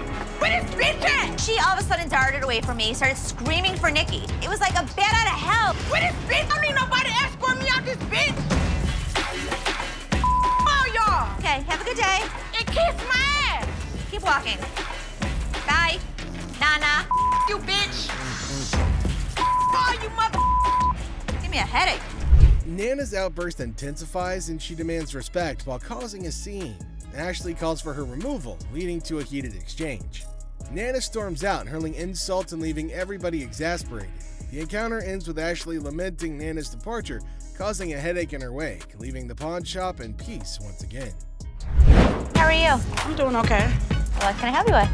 Either trying to get a loan on it or you guys can buy it. Mm-hmm. Trying to set up for maybe like one. The certificate and everything is in there. And the bag costs actually way more than that. Well, if you can tell, it's actually stained. Okay. All through here. I'm trying to sell it for $150 or get a loan for $75 instead of the $50. Dealer Ashley is in the middle of a purse negotiation. Now she's trying to bargain her way through it, but it seems like she's hitting some roadblocks. The bag might be worth more, but it's stained. Now the dealer's not budging, despite the customer's attempts to reason. It's like watching a standoff at the OK Corral, but with handbags instead of firearms. It costs way more than this. Okay, but I'm not gonna pay you for the amount that you think it's worth because it's stained. This is not one of the newer ones. This is not this season. I know about purses. Can I get some? My pepperoni looking ass. Pepperoni ass? I don't even know what that means. Did she take a look at her own ass? Can I get somebody else? Now, things are getting pretty spicy. The customer isn't backing down, throwing out some colorful language and asking to talk to somebody else, maybe hoping for a more favorable deal. Now Ashley's standing firm, not letting the pepperoni insults get to her. It's a battle of wills over a bag, and nobody's given an inch. Can't blame a girl for trying, though. Somebody else? Why do I have to talk to you? Because You disrespectful. I'm disrespectful and you call me a pepperoni ass? Ugly ass bitch. Can I talk to the owner? I'm the owner. You're not the owner. The owner is the other man. You must have. How you get here? You your way to the top. The tension's palpable, and the customer wants to escalate things, demanding to speak to the owner. All surprise twist, Ashley is the boss lady. So, will the customer stick to her guns, or will she fold like a deck of cards? Hey, so this is your car? Yes. Do you want me to open it for you? I'll open it. Excuse me! You're trying to scam me? Excuse me! Excuse me! Unbelievable. I even offered her a job after she had the baby. I think she just had the baby. As Ashley assists the customer to her car, the customer accuses her of scamming Ashley, bewildered by the accusation, and even offered her a job. The situation ends with some confusion and disbelief. Hi, how are you? Looking for a watch, nice watch. Know what I'm playing? Sure. Which one? That one right there. This one? Yes, ma'am. Hey. For sure. Wow, look at this watch. Like this right here. How much is this watch right here? $75 watch. Do you want to spend more Give or me less? like a watch like 500 or something. Yeah. A Bugatti. Ashley kicks off with a casual, "Hi, how are you?" diving into the deep philosophical quest for a nice no. She presents an item with the enthusiasm of a game show host, throwing in a touch of suspense. What, like this right here? Now this is, how about this right here? $75, no more. Ashley's unique charm shines through as she tries to make a deal. Yeah, let me see this one right here. This one right here. That's platinum. Yeah, I like that one. Oh, now this is real. I want to buy it. Perfect. $5.99. $5.99 plus tax? I got you. Perfect. Okay. With a bit of a theatrical touch, Ashley takes us through her thought process, pondering the value of an item priced at $599. She playfully negotiates, exclaiming, $5.99? Yeah, I got you. But with a comedic twist, she emphasizes the urgency, claiming she's about to go deaf if the deal isn't sealed. Okay, this is $599 plus tax. Hold on, wait a minute. This is worth, look at it. 2 and add 3 more zeros with it. 2,000, baby. Come on. Okay, and it's worth $2,000. It's rare to find a $2 bill that got red in it. Now tell me they ain't worth $2,000. I'm about to go deaf. With a blend of sarcasm and determination, Ashley confronts a potential buyer, confidently declaring, "I've got a pile of money, so this. I get some change back." The escalating drama continues as she reveals the tax and challenges the customer to come out and make a deal. The conversation takes an unexpected turn, hinting at the item being worth more than a round neck. This is worth more than that around your neck. You understand me? You little chunky, draws-looking person. Okay. So you wanna ball my $2 bill up? You know what? I'm a Big Mouth is hungry. You hilarious. Real funny, man. Y'all be killing me. I'll pawn you. Matter of fact, that $2 bill, you could out-pawn this whole stuff. With that In a grand finale, the dealer passionately argues the item's value, escalating it to a humorous threat of going deaf. Now the playful banter reaches its peak with creative insults like chunk and band dry. The situation makes us wondering if this is a sales pitch or a comedy routine. Hi. How you doing? Good, how are you? This like chinchilla to you? How much did you spend? Do you remember that? That was a lot of cash, a lot of money. Okay. I didn't sell you this. You sold me this. Ashley faces a furious customer. The customer seeking a chilla scarf discovers that he's been bamboozled with the bunny instead of the luxurious chinchilla that he desired. Grip, it's not a handshake, it's a ton of cash. Do you have your receipt? I don't have a receipt.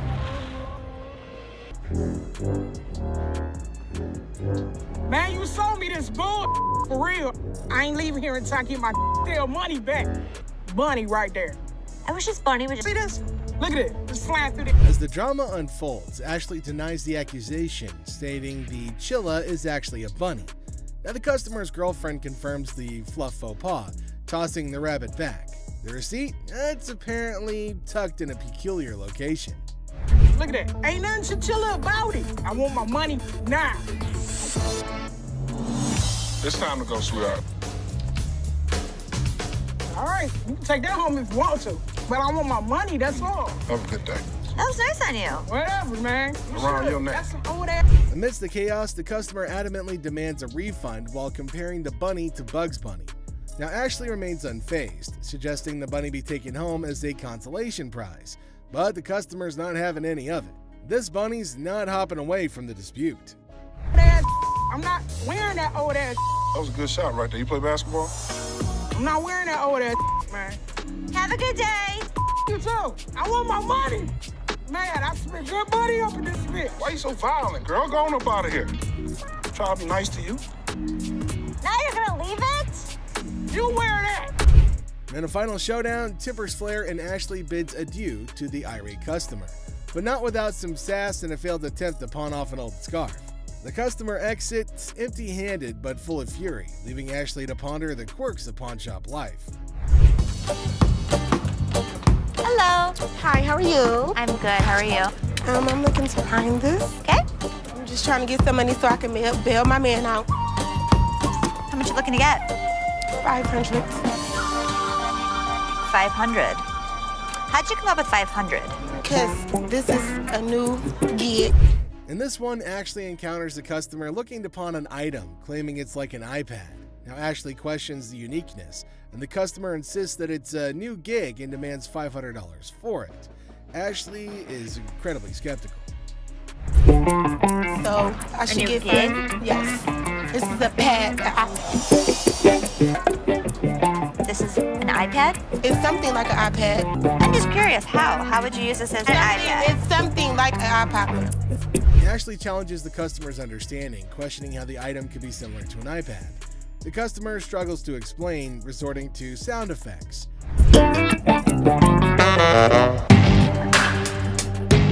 You don't know about electronics, so I need somebody else, sweetie.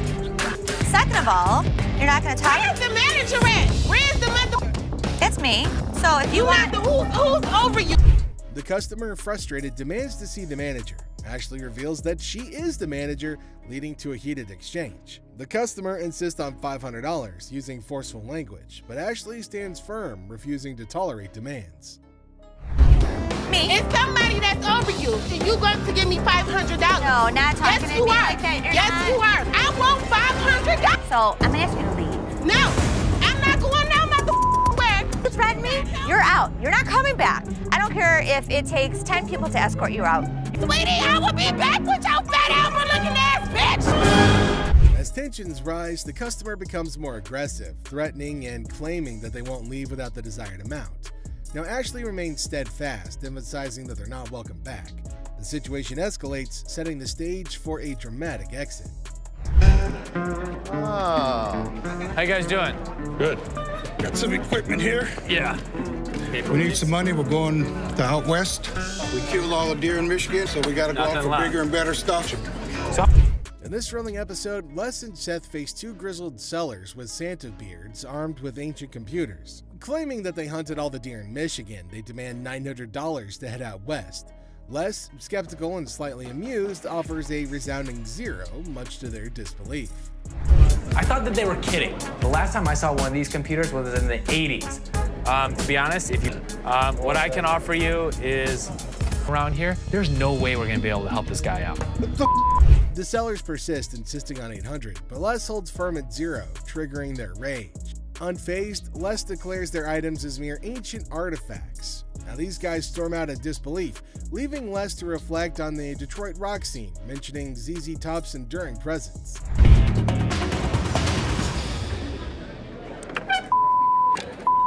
Have a good day. So much. You too. You know, I couldn't. ZZ Top is still in Detroit. And an unexpected twist, an irate man drops and breaks an item. Tempers flare and Les kicks him out, declaring, "Get your ass out of here." Now, their retort is drowned out by Les emphasizing that they're taking care of business. Detroit's toughness showcased in a humorous security job offer. Care business, baby. So, if you need security job, you come and see us. People in Detroit are tough. She showed them. You people! Wrapping up the chaos, Les confidently asserts that was taking care of business, baby. Now, he cheekily invites anyone needing security in Detroit to come their way. The scene ends with Les asserting Detroit's toughness, leaving us all entertained and maybe questioning our own security needs. How you doing today? Hey, man. Hey, man. I got a problem with this guy down there. He talking about he want to take these golf clubs because they spoiling. This is Spoiling? Yeah, man. What does that mean? Wait. I just seen somebody else bring some golf clubs. These are Spalding, and we don't really necessarily take Spalding. Les encounters a seller who's eager to pawn off his golf set. Now, the seller insists that they're gold clothes, which Les corrects as Spalding, not spoiling. Les explains they don't usually take golf clubs, sparking confusion about the brand. What did you want for them? At least 150. I can go $10. $10 for all these clubs? All of them. Dad, let me see a manager, man. Hello? Let me see a manager. That don't make no sense. I'm a manager. You're not no manager, man. This is Joe, the manager. Who, him? You're not gonna give me no crackhead price. No. The seller aims high at $150, but Les offers a mere $10. The seller demands to see the manager, mistaking another employee for one. He refuses Les's crackhead price offer, leading to escalating tension. I can go $10. $10? $10, yeah. You're not gonna play me like no crackhead. Follow me. Don't touch my golf club. You're gonna give me my money until I get my money. Amidst the chaos, the seller insists on a manager, accusing them of playing games. Now, he's adamant about his $150 demand. Now, Les stands firm, asserting it's time to leave without a deal. All he want. I want my 150, I know that much. Now it's time to leave. Get off the furniture. Or what? Bruh, look at you and look at me. Look at him and look at him. Give me my money. That I go. The seller refuses to budge until he gets his $150. Threats fly and Les maintains his stance. The situation escalates as the seller refuses to leave empty-handed, disregarding warnings. And look at the size of me, but you know what? At the end of the day, I ain't scared of nobody. You walk behind me for, cuz? He didn't know anything about golf clubs. What he did know is how to get thrown out of a pawn shop. In the end, the seller's bluster achieves nothing. He exits the shop, defeated and empty-handed. Les reflects humorously on the seller's lack of golf knowledge, but knack for getting ejected from pawn shops. Another day, another bizarre encounter in the pawn world. Seth, the dealer, greets a man approaching with an earring emergency because his little red Corvette broke down. Classic. Seth, in awe, asks who he is, but the man's response? A mystery. Well, I guess it's time to cue the Prince theme music. Now you're just No, it makes sense. being a I am being a Yeah, well, because you know. brought in a fake. The truth hits hard like a guitar riff. It's an imitation earring. Seth throws some shade, calling it imitation Prince. Exactly. Tolerate fake items, bids farewell with a sprinkle of Prince references. The man exits, but the drama's not over yet. Seth senses some mischief brewing. As the man leaves, Seth's parting words, a cheeky purple rain nod. Another day at the pawn shop, folks. Now, if you can't help me, bitch, get someone else that can. Do I need to get loud? What you do that for? Your punk ass home, bitch! Watch your punk ass home! You playing my man? Hey, what that electronics at, man? Let's see what you I ran got. out of gas in the damn parking lot. It doesn't matter how much it costs, man. I just need $150. 30. I want my 150, please. I would like- 35. I really don't need nobody. It's just gonna be me. Let's go, bro. Things get heated really quickly. Hey, nah. This man, get off me. Think I'm playing with y'all?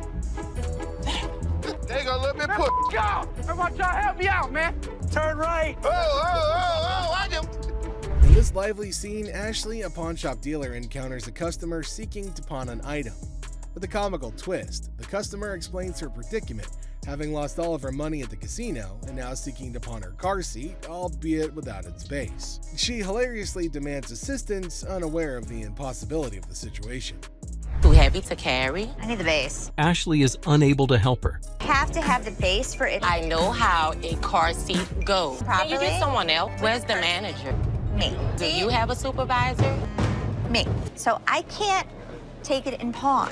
You Georgia Peach looking mother. Now, if you can't help me, bitch, get someone else that can. This customer constantly, persistently pleads for help, emphasizing her dilemma. Now, despite her persistence, Ashley can't comply due to the missing base. The customer's escalating frustration leads to demands for a manager or supervisor, but to no avail. Tensions begin to rise as the customer insults Ashley, resulting in security intervention. To have the base for it. I know how a car seat goes. Can you Properly? get someone else? Where's the manager? Me. Do you have a supervisor? Me. So I can't take it in pawn. You Georgia peach looking mother. Now, if you can't help me, bitch, get someone else that can. Need you to take my car seats. Give me my mother car seat. I'm not going nowhere. Let me go!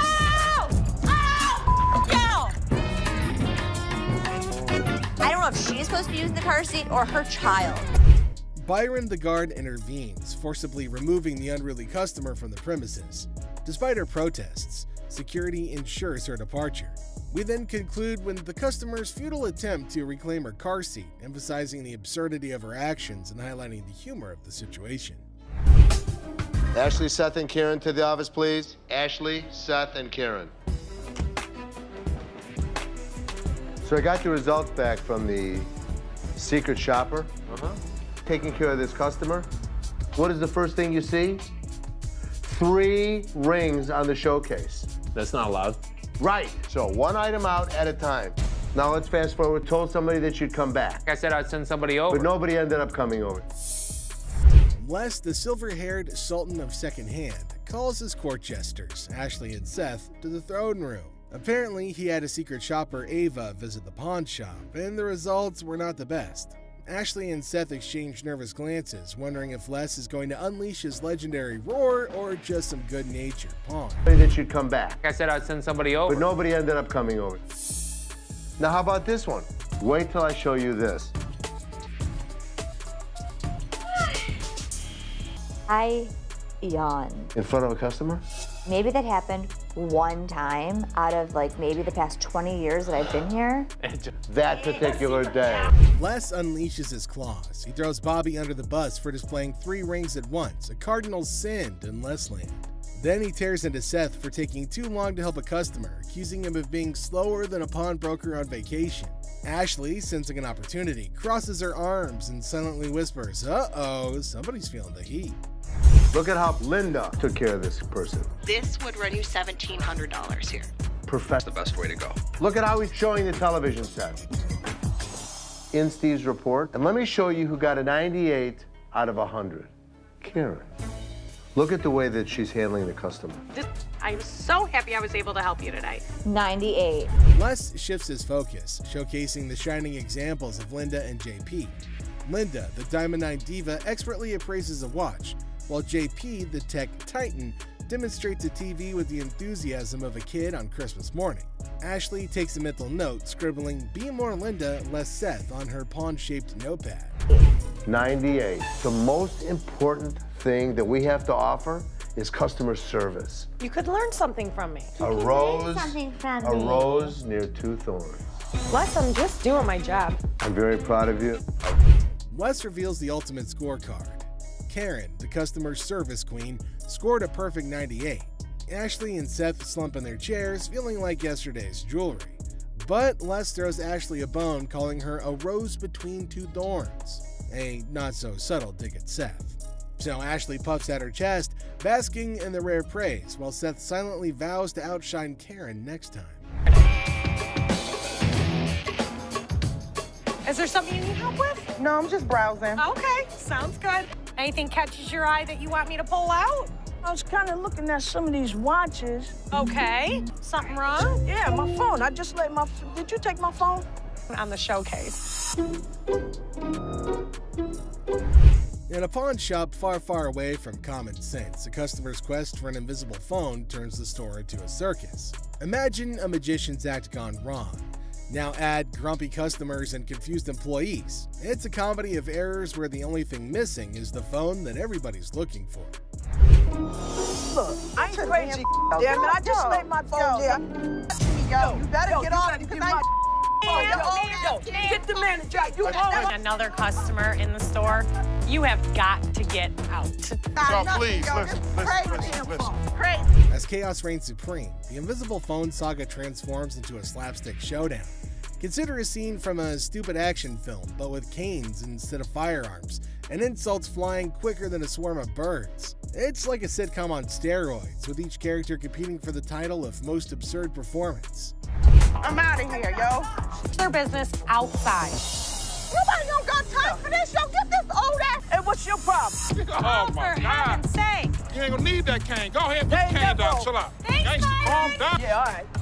Man, don't hurt nobody. And watch how you use that cane. Shut the hell up. You got grandkids? Granddad. Have a nice day. Now, as the dust settles, the pawn shop resembles a battlefield of comedic proportions. With tempers cooled, the invisible phone remains the elusive star of this absurd show. And when the curtain falls on this hilarious display, only one thing is certain: nobody's gonna leave with their sense of worth intact.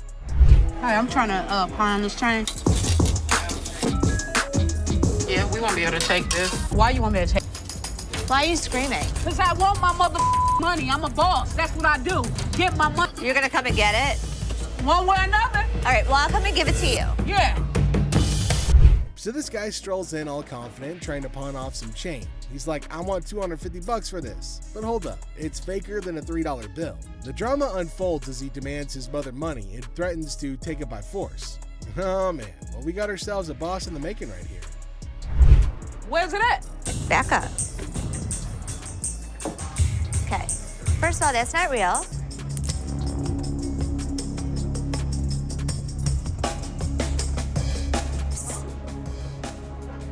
What? Do you want me to let you pawn your watch for $250? Here comes round two. The guy's still clinging onto that delusion, insisting that it's real bling. However, they're not having any of it, threatening to remove him if he doesn't turn down the volume. But at least he's willing to compromise. Now, will he finally accept reality, or is he going to keep shouting his way to nowhere? I'll take the 250. Wow. Changing a tone now. Yeah. Want to follow me this way? Thanks for helping me. Well, take a look at that. The guy finally got a soft spot and finally ready to see reason. 250? Yeah, sure. Talk about a change of tune. And with that, he's off to his next journey. Hey, how you doing? Hi, how are you? I'm all right. My girlfriend, she came up here and she got rid of my Xbox 360 and I came up here to get it back. She got rid of your Xbox? Yeah, we got into an argument and I woke up and it wasn't there. So I called her and I asked her where was it at and she told me it was up here. So I just came up here to get it back. Okay, it's not just gonna give you your 360. You just need to give me my stuff. No, I don't need to do anything I don't for have you. no ticket. Okay, you done? Y'all just need to have me my because I'm gone. You gonna what? What y'all supposed to have some security guards or something? Y'all looking at me and He can look at whoever he wants. He's our guard here. So. Like I was saying, can I just have No. Can I just have So here's this guy, right? He waltzes into the shop like he's lost his favorite pair of socks in the laundry. Turns out his girl threw out his Xbox 360. And he's all like, I need it back. And Ashley's there, cool as a cucumber, asking for a ticket. Ticket to what? The Xbox amusement park? Classic mix-up. Another one? Well, let me just look for one that I want to grab. Okay, you go that way. I'll show you some. Wait, right Hey, what up here, 360s there, bro? and I'll sell you one for $200. No, I can grab one for free. Excuse me? Now the guy's on a mission, but Ashley's playing hardball. No ticket, no Xbox, she says. But our hero ain't having it. He's all like, just give me my stuff. Like, bro, do you even have a receipt? And then he tries some Jedi mind trick about grabbing one for free. Nice try, buddy, but this ain't a buy one, get one free sale. Oh, I got the feeling that, yeah, he really into video games because he tried to warp out of here to like another world. You know what I'm saying? Get out of here. Get the out. Now. All right, Don't ever step back. You gonna make me move? It pissed me off. I've never seen somebody run around my store like that. I've never seen somebody jump in a barrel. I've seen some crazy but never that. Then it gets wild because the guy hops into a barrel and attempts to warp out of there. Now Ashley's telling security to get him out of there, and it's an entire circus. The guy finally bolts, and Ashley's left scratching her head wondering what the heck just happened. Never a dull moment in the pawn shop. Hi, how are you? Got a little bit of a problem. Can't imagine why. My kids were playing around last night, broke my teeth. Now I have no teeth. They broke all your teeth? I had dentures. So they How'd were they playing. bring them? They flushed them down the toilet. And you want how much? About $300. $300. So I'm not gonna be able to give you $300. Two? No. See, the issue is it has to be a certain amount of weight. A woman with a smile like a jack-o'-lantern entered, claiming that her mischievous children flushed her dentures down the porcelain plunge. Now she offers a promise ring as collateral, hoping for $300 to buy replacements. Ashley politely informs her that it's more like a $10 promise, triggering a meltdown worthy of a Shakespearean tragedy. For me to pay you for the silver. Right, I understand it ain't worth all that, so what can you give me? $10 to buy it. No, I need more than $10. See, I have no teeth. Right, I go so to work I'm not tomorrow. paying you for your teeth. Okay, well, what the can you do then? The woman launches into a guilt trip that would make even Mother Teresa flinch. Now, Ashley stands firm, offering a measly $10 just to get rid of the verbal hurricane. But oh no, our toothless typhoon isn't satisfied. She throws insults like confetti, calling Ashley names that would make a sailor blush. Takes one to know one, doesn't it? Talk a lot of smart bitch. I do, and so do you. Keep walking. Now what? I'm here. Now what? I'm here. Keep walking. Bitch, my car's this way. Lucky Ashley didn't knock the teeth out your mouth. Ashley, pushed to her limit, unleashes her inner dragon. The woman, finally defeated, slinks away, muttering threats. Ashley, victorious but slightly singed, sighs. One down, a million more to go. In battle royale. Now the woman wants $165, but Ashley's all like, I'll give you $150, and it's a standoff. Then, boom, attitude explosion. The woman, talk about a grand finale, folks. The woman's on her way out, but not without some parting shots. Now she's throwing shade like it's confetti, calling everyone out like it's a reality TV showdown. But in the end, it's all smiles for Ashley and her crew as they bid adieu to the drama and welcome the next wacky adventure in the pawn shop saga. In the end, Robert storms out, swearing never to return like some kind of reality TV diva. Classic entertainment, folks. You couldn't make any of this up if you tried. You looking at mother? Get the off me. Hey, what the you look? I need my $20. $100. No, mama, calm down. You won't believe how much this customer did when he couldn't take in the truth. Get the out of here, man. Get the out of here. Why are you standing behind me? It's a bright and sunny day at the pawn shop, but hold on to your hats because we're in for a wild ride. This cool and laid-back Albanian dude strolls in with a bunch of ancient comic books. When I say cool, I mean it. Like, look at this. Bless. Ganti, how you doing? What's your name? Ganti. Genti? Yeah. Where are you from? He's got dollar signs in his eyes, thinking they're worth a fortune. But is he in for a surprise or what? Les and Ashley, the shop owners, give them their usual warm welcome. The customer proudly showcases his prize comics, claiming they're from the groovy 70s and in mint condition. He's even bold enough to demand a whopping $2,000 for the lot. What? They are shocked. How much did you want for him? I was looking around 2,000, man. $2,000. But our savvy Ashley ain't falling for it. She spots the bent corners and unimpressive preservation, grilling the customer about their sorry state. Poor fella, he's speechless. Didn't see that coming, did he? Do you see the edges? That's just one of them. Come on. No, actually, that's all. Ashley cuts straight to the chase and offers a jaw-dropping $5 for the entire stack. Yep, you heard it right.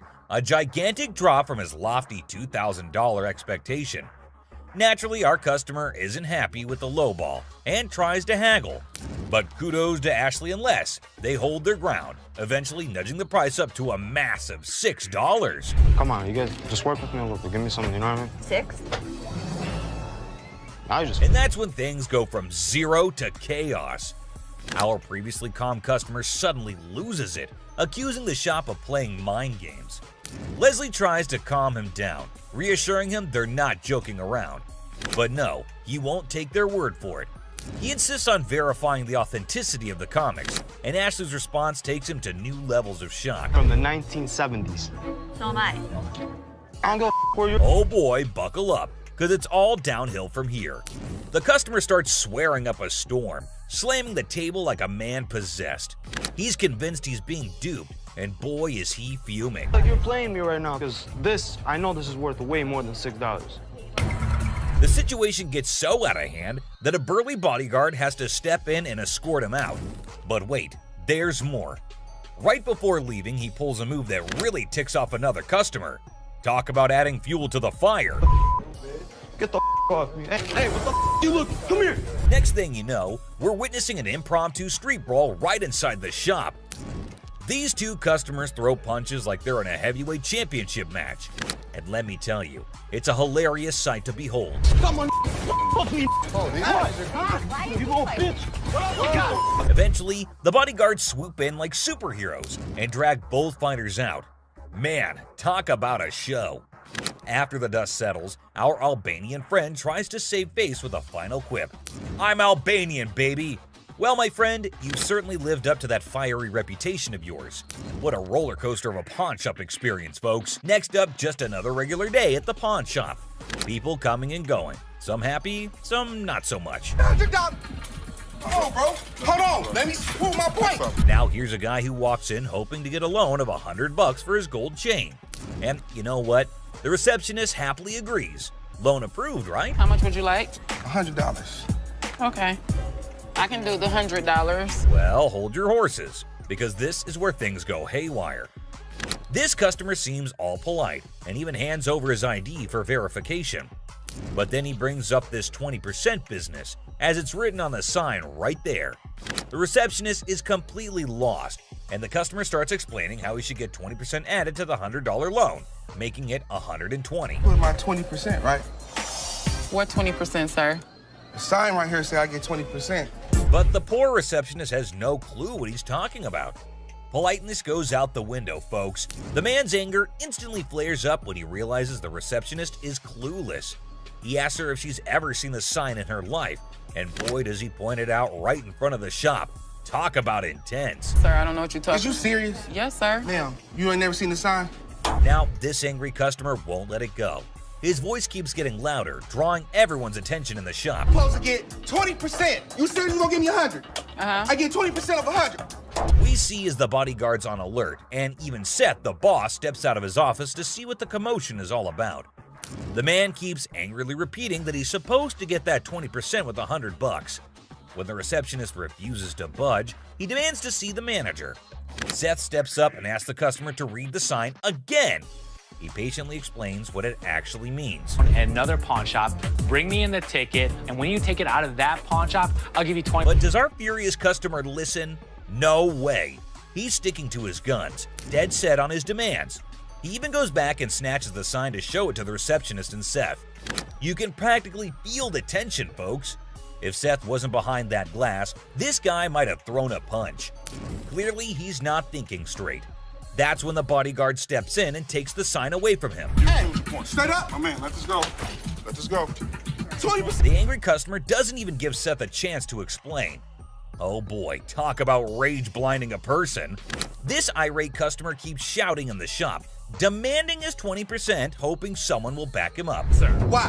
Well, because you're false advertising. I guess you think I can. You're not letting. But here's where things escalate. This customer challenges Seth to step out of his glass office and face him like a man. Whoa, the temperature's rising in here. But Seth's having none of it. He tells him to get out since he's causing a ruckus. And you know what happens next?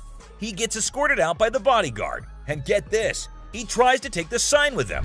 I'm gonna get something out this, bro. You down for this time, my man. I'm take you down. The mother. Gotta admit, that's a bit hilarious. But the bodyguard quickly snatches it back, and the customer keeps cursing as he leaves the shop. But wait, there's more. To show his anger, this guy grabs a harmless plant and throws it on the ground. $20 worth right there, bitches. Oh, man. What did the plant do to him? Seriously, what did the plant ever do to you, man? And off he angrily storms away.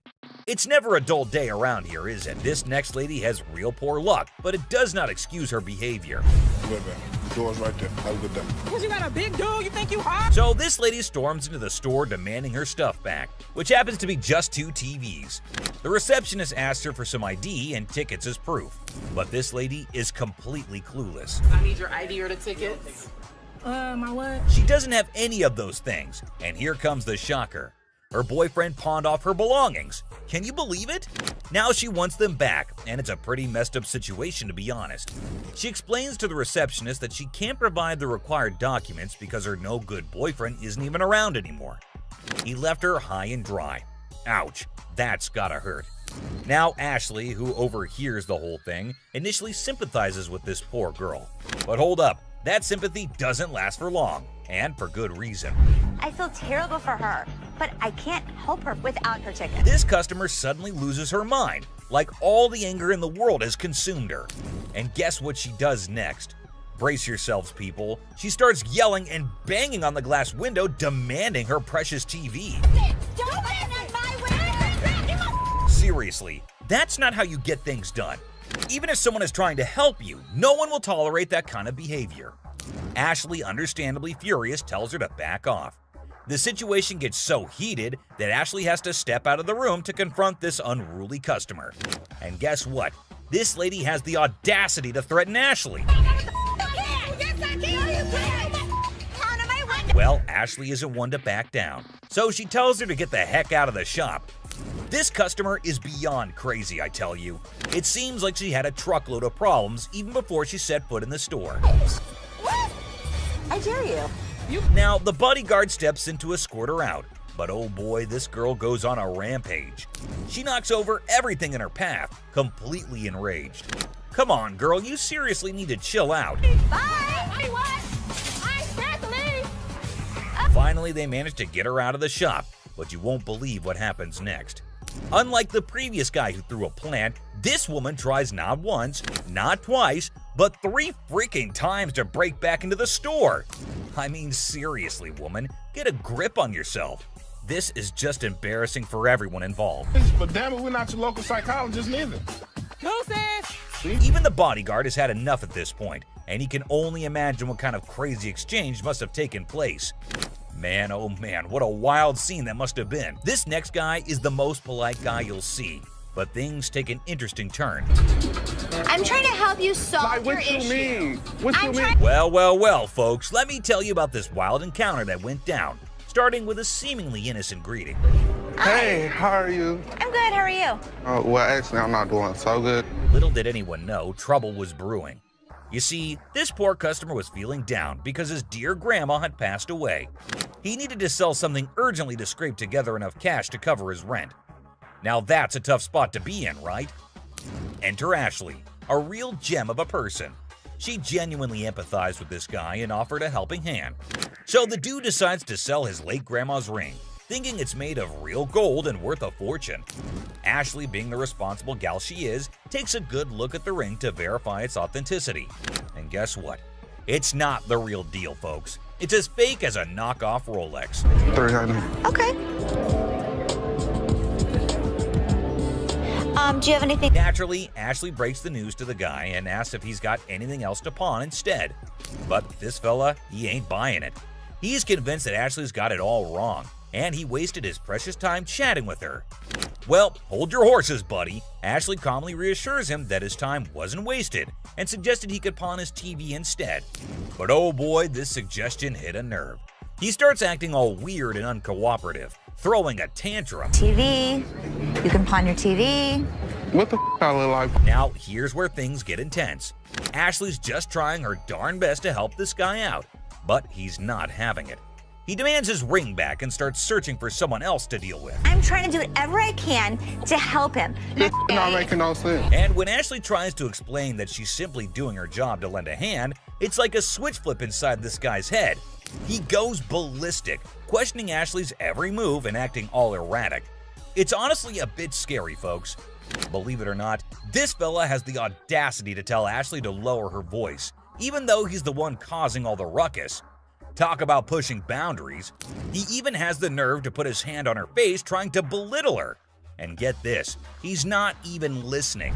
Lower your voice. Don't Lower your tell voice. me Lower what your to do. voice. Don't Lower your push your- voice. He's busy with his threats, making Ashley's job even harder. But our girl Ashley, bless her heart, stands her ground like a champ. But wait for it, folks. Here comes the jaw-dropping twist. Out of nowhere, a hero emerges. My face. Lower your Don't voice. put your You got finger me.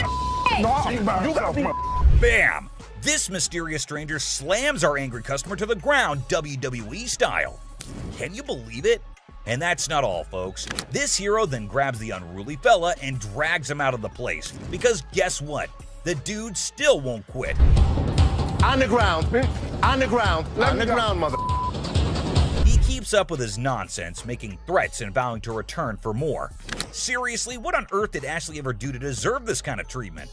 It's downright mind-boggling, folks. Well, the last person on this list is no less than any other irrational person than earlier. If the item was worth the money, I would give her money, but he was a loudmouth. It's just another ordinary day at the shop when this woman walks in, hoping to make some quick cash by selling her jewelry. Pretty common scenario, right? How you doing? I'm good. Trying to find this here. Well, here's the twist. It's also quite common for people to claim that their jewelry is real, when in fact, it's not. But it all depends on how they react when they find out the truth. Now, this particular woman already seems a bit agitated as she approaches the counter to sell her rose gold earrings. Les, the shopkeeper, takes a look at the earrings and bluntly informs her that the color is not real. Surprise, surprise. I can feel you. Okay, so what's up? They're not real. The woman didn't see that coming. Les goes on to explain why the color is faded, indicating that the earrings are not made of real gold. Now, you'd expect her to accept the reality and move on, right? Nope, not this lady. Instead, she comes up with a lame response like, well, duh, that's because it's rose gold. Seriously? I mean, it's common knowledge that when the color starts fading on real gold, it's a clear sign that it's not genuine. But this woman insists it's two-tone rose gold, while Les insists it's just some base metal. They were just base metal. It's not gold. Base metal is going to turn colors when you put chemicals on. Come on, lady, listen to the expert here instead of getting all rude. The fact is, base metal changes colors, not real gold. It's pretty clear that this woman just wants some money and has the audacity to demand $200 for those earrings. And as if being rude wasn't enough, she starts hurling abuse at poor Les. That real rose gold earrings, man, I need $200 right now. What the is the... Talk about being confused and disrespected. I can't blame Les for not taking that kind of nonsense. So the bodyguard steps in to escort the woman out of the shop. But guess what? She keeps insisting that she wants her money and even asks the bodyguard to check the earrings again. Seriously, lady, drop it already. Here's the funny part, and you'll never guess what Les did next. Yeah. You want me to wrap these up? Yes, he did that. I mean, why bother with someone who refuses to listen, right? Eventually, the woman is escorted out by Les and the bodyguard. But she doesn't give up that easily. She actually tries to break into the shop not once, not twice, but 3 times. I can't help but feel secondhand embarrassment for her. It's like witnessing pure insanity. He's out. In conclusion, this woman's behavior was out of line. Instead of accepting the truth and moving on, she chose to be rude, abusive, and persistent. It's a good thing Les and the bodyguard stood their ground and didn't let her disrupt the shop. Let's hope she learns a lesson from this and thinks twice before causing such a scene in the future. My dad truly believed that this glass could be something. Space for years. And you never know what surprises will walk through that door. Today we've got Seth bringing in something that's blowing everyone's mind, and boy is he in for a shock.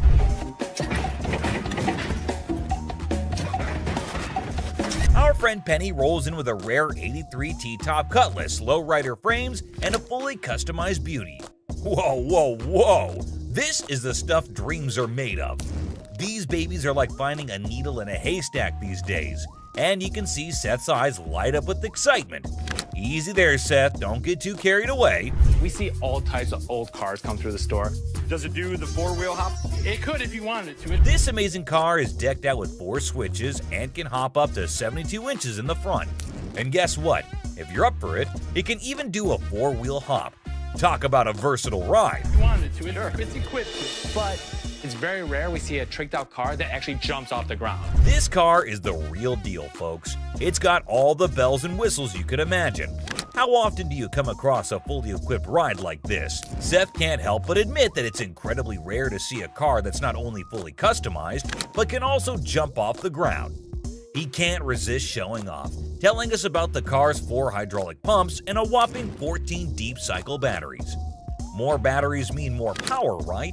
Seth and his buddy can't resist the temptation to hop in and experience it firsthand. And let me tell you, they are having a blast.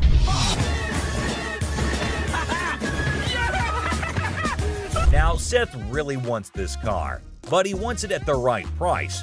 Penny, on the other hand, is hoping to fetch $12,000 for it. Will Seth bite the bullet and make the deal? Well, here's the twist. How about $4 grand? Seth is only willing to dish out $4 grand for it. Whoa, talk about a huge drop. You can see the disappointment on Penny's face. He explains that he spent $4 grand just on the paint job alone. After some negotiation, Penny agrees to settle for $10 grand. But Seth tries to push it further, offering $7,000. You know he wants it. It's very rare we see a tricked out car that actually jumps off the... Penny, being the wise guy he is, doesn't take the deal. In the end, they part ways on good terms.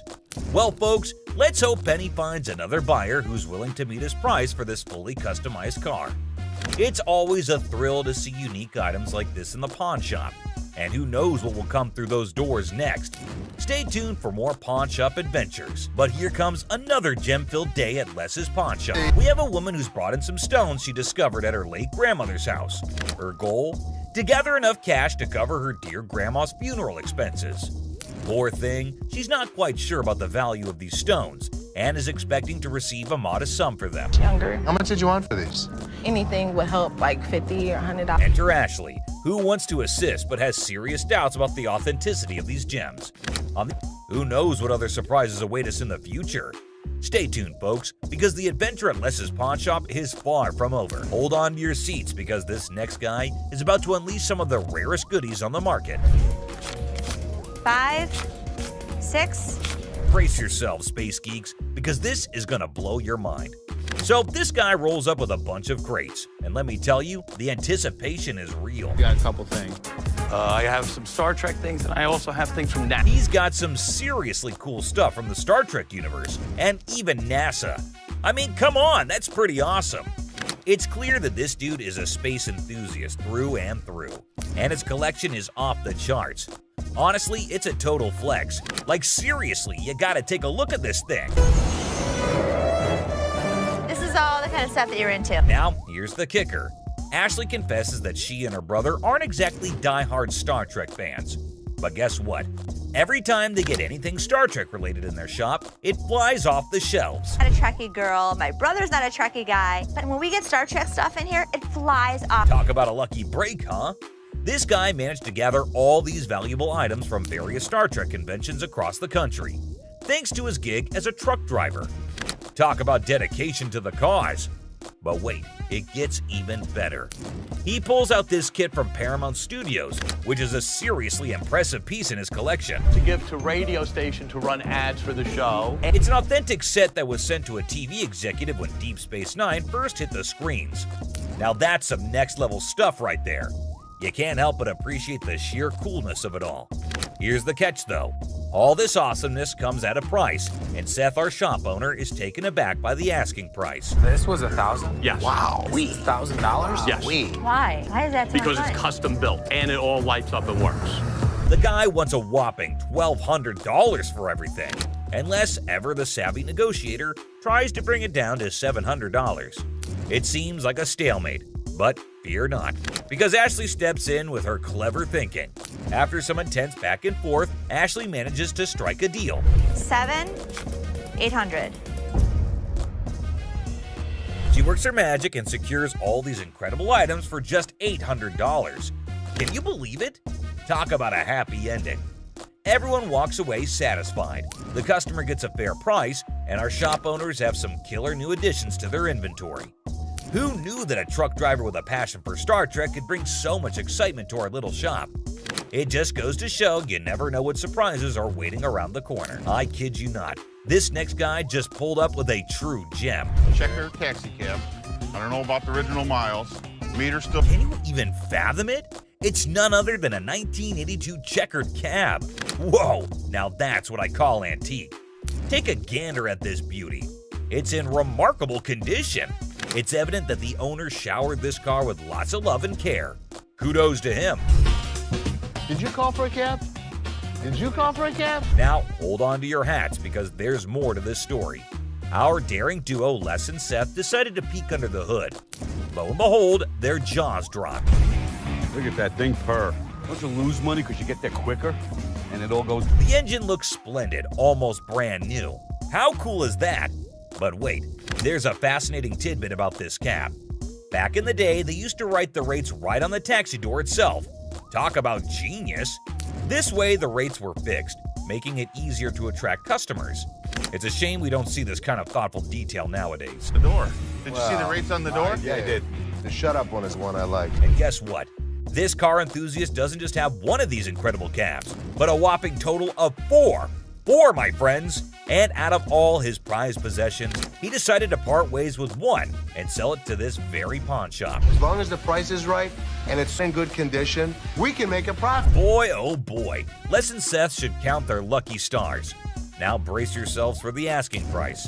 This customer is seeking a jaw-dropping $10,000. Can you believe it? Les, being the inquisitive one, questions the reason behind such a hefty sum for what seems to be a mere antique car. Sensibly, Seth suggests that the customer take the car for a spin, just to ensure everything is running smoothly. Perhaps then they'll be able to negotiate a fair price. Good thinking, Seth.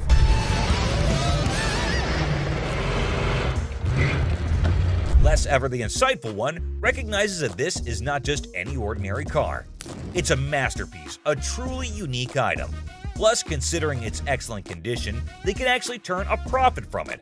However, much to their disappointment, the customer refuses to budge below $8,500. Sadly, no deal can be made today. Nonetheless, Les wishes him luck, and we join him in hoping that the right buyer comes along for this exceptional ride. Fingers crossed, this next guy brought in something, and you won't believe what it is. You want $950? This guy walked in all eager to sell something big, and boy did he deliver. When he unveiled the item, everyone's jaws hit the floor. Well, I hear you guys buy silver. We do. That's a Silver Surfer. I'm talking about a life-size Silver Surfer from the Fantastic Four. Can you believe it? This thing is massive and made entirely of silver. It's a sight to behold. Now, let me fill you in on the backstory. This customer explains that this Silver Surfer was actually a display piece for the movie Fantastic Four: Rise of the Silver Surfer. They made a total of 1,500 of these bad boys. Can you imagine? But here's the kicker. Is it actually silver? This is literally just a regular mannequin and plywood. The customer reveals that this is just a regular mannequin covered in a vacuum metal plastic wrap. He actually got it from a movie theater where he used to advertise. And get this, he owns his own comic book store. I advertise that, and I own a comic book store. I said... And that's how he managed to convince the set designer to let him take it home. And the next day, it was proudly displayed in his shop for the next 5 years. Talk about a cool collector's item. Now hold on to your seats, because things are about to get interesting. This guy is asking for a whopping $2,000 for the Silver Surfer. And let me tell you, he seems pretty darn adamant about it. Like, take a look at this. I want $2,000 for it. Why? Ashley, always the one to ask the tough questions, wonders why it's priced so high. The customer confidently explains that outline. It's actually valued at $3,000, and he wants a fair price for it. Oh, and here's a fun fact for you. The Silver Surfer was actually voted one of the top 50 most recognizable comic book heroes in America. Pretty cool, huh? Ashley, being the shrewd businesswoman she is, gives the customer a reality check. She offers him a lesser amount for it, stating that it's the best she can do. But the customer stands his ground and refuses to go below $1,000. That's quite a gap to bridge. To buy this from you for $500. But then in comes Seth, our resident genius manipulator. What he does next and how he convinces the customer will truly shock you.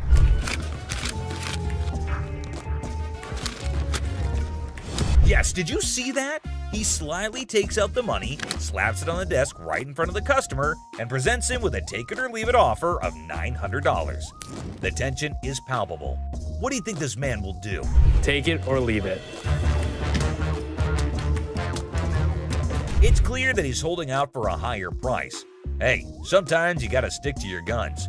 Well, after giving it some serious thought, the customer ultimately did decide this. It's a pleasure. We're gonna go surfing on home. See you later. And walked away from the deal. But wait, there's more. You think Les will let him walk away like this? Les has something up his sleeve, and he does this. Where I want it. If you're gonna walk for $50, you're gonna pack it back up, you're gonna take it back. Well, after mulling it over, the customer finally caved in and agreed to Les's offer. That's the kind of influence Les has, folks. Somehow, people just can't resist his charm. Now, with everyone on the same page, they can all happily move forward. It's smooth sailing from here on out. Jack, get the out of here. Yeah, I know you want to get your hands off. Really? You got me. She ain't by herself, my man. No, I call me. I'm sure you're curious about what happened, so let's not waste any time and jump right into it. So this customer walks into the pawn shop looking visibly upset. As usual, Ashley greets him and asks how he's doing. Turns out he's not doing well at all. Here's the reason why. I'm not doing so good. No? My grandma just passed. I'm sorry. I was like... It's really sad to hear about it. Now, he brings along a ring that belonged to his grandmother. He wants to pawn this ring because he plans to retrieve it once he earns enough money. How sweet, right? However, it turns out that the ring is fake, which surprises the customer. Now, this got me thinking. Is he pretending or is he genuinely serious? It's hard to trust people these days, you know? But Ashley comes up with a solution to help him out by pawning his television. Can you guess what his response was? What the f*** I look like pawning my TV? He starts getting rude with Ashley, which escalates into a heated argument. Then he demands his ring back, and not only that, he insists on being helped by another employee because he's annoyed with Ashley. And guess what happens next? Put your finger in my face.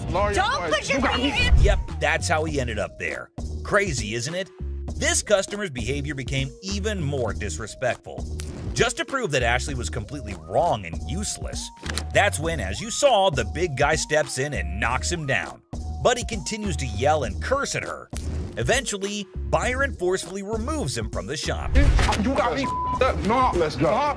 Man, let me go. Let me go, man. Just when he thought everything had settled down, the customer goes ahead and threatens Ashley, saying he'll come back to get her. Oh dear, that's the biggest mistake he made since entering the shop. We all know what happens when someone messes with Ashley, right? Well, brace yourself and see it for yourself. On the ground. On the ground. On the ground. Dang, the customer was literally scared for his life. Next up, it was just another normal day at this famous pawn shop called American Jewelry and Loan, located right in the heart of Detroit, USA. He comes in with his Xbox and immediately tells Les that he needs to get as much money as he possibly can for it. He knew that they probably get a lot of Xboxes anyway, so that does not set him apart from the rest of the regular customers. He reveals that he needs as much cash as possible, and it is all for his girlfriend. And get this, they're accusing her of being involved in, wait for it, prostitution. Yeah, you heard that right. Is this guy delusional or are the cops mistaken? And here's what they had to say to justify his belief. And Les was clearly not here for his unreasonable demands. Take a look at his reaction. Pawn shop. The customer then starts cussing at not only Leslie, which was $80, which is way far from a whopper of $300. He even put his finger on Leslie's face, and that is when he knew it was time for this guy to leave. And he did not make it easy or go away quietly. Take a look at what went down. Well, at least they wished him a good day. Moving on to the next. You talking to? Alright folks, let me set the scene for you. We got Sharonda and her son Deontay strolling into the pawn shop.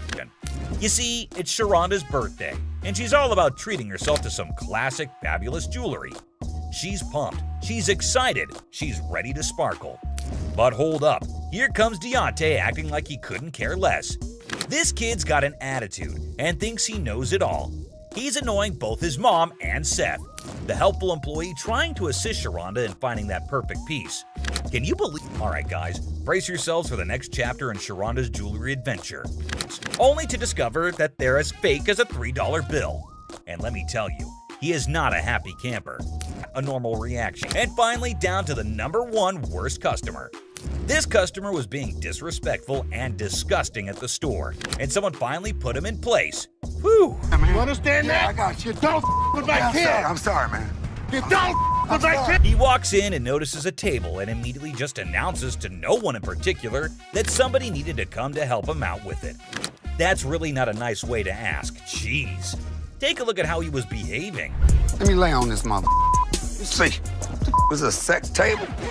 For what? He was being very crude, and Ashley notices his presence there very quickly, especially considering how loud he was being.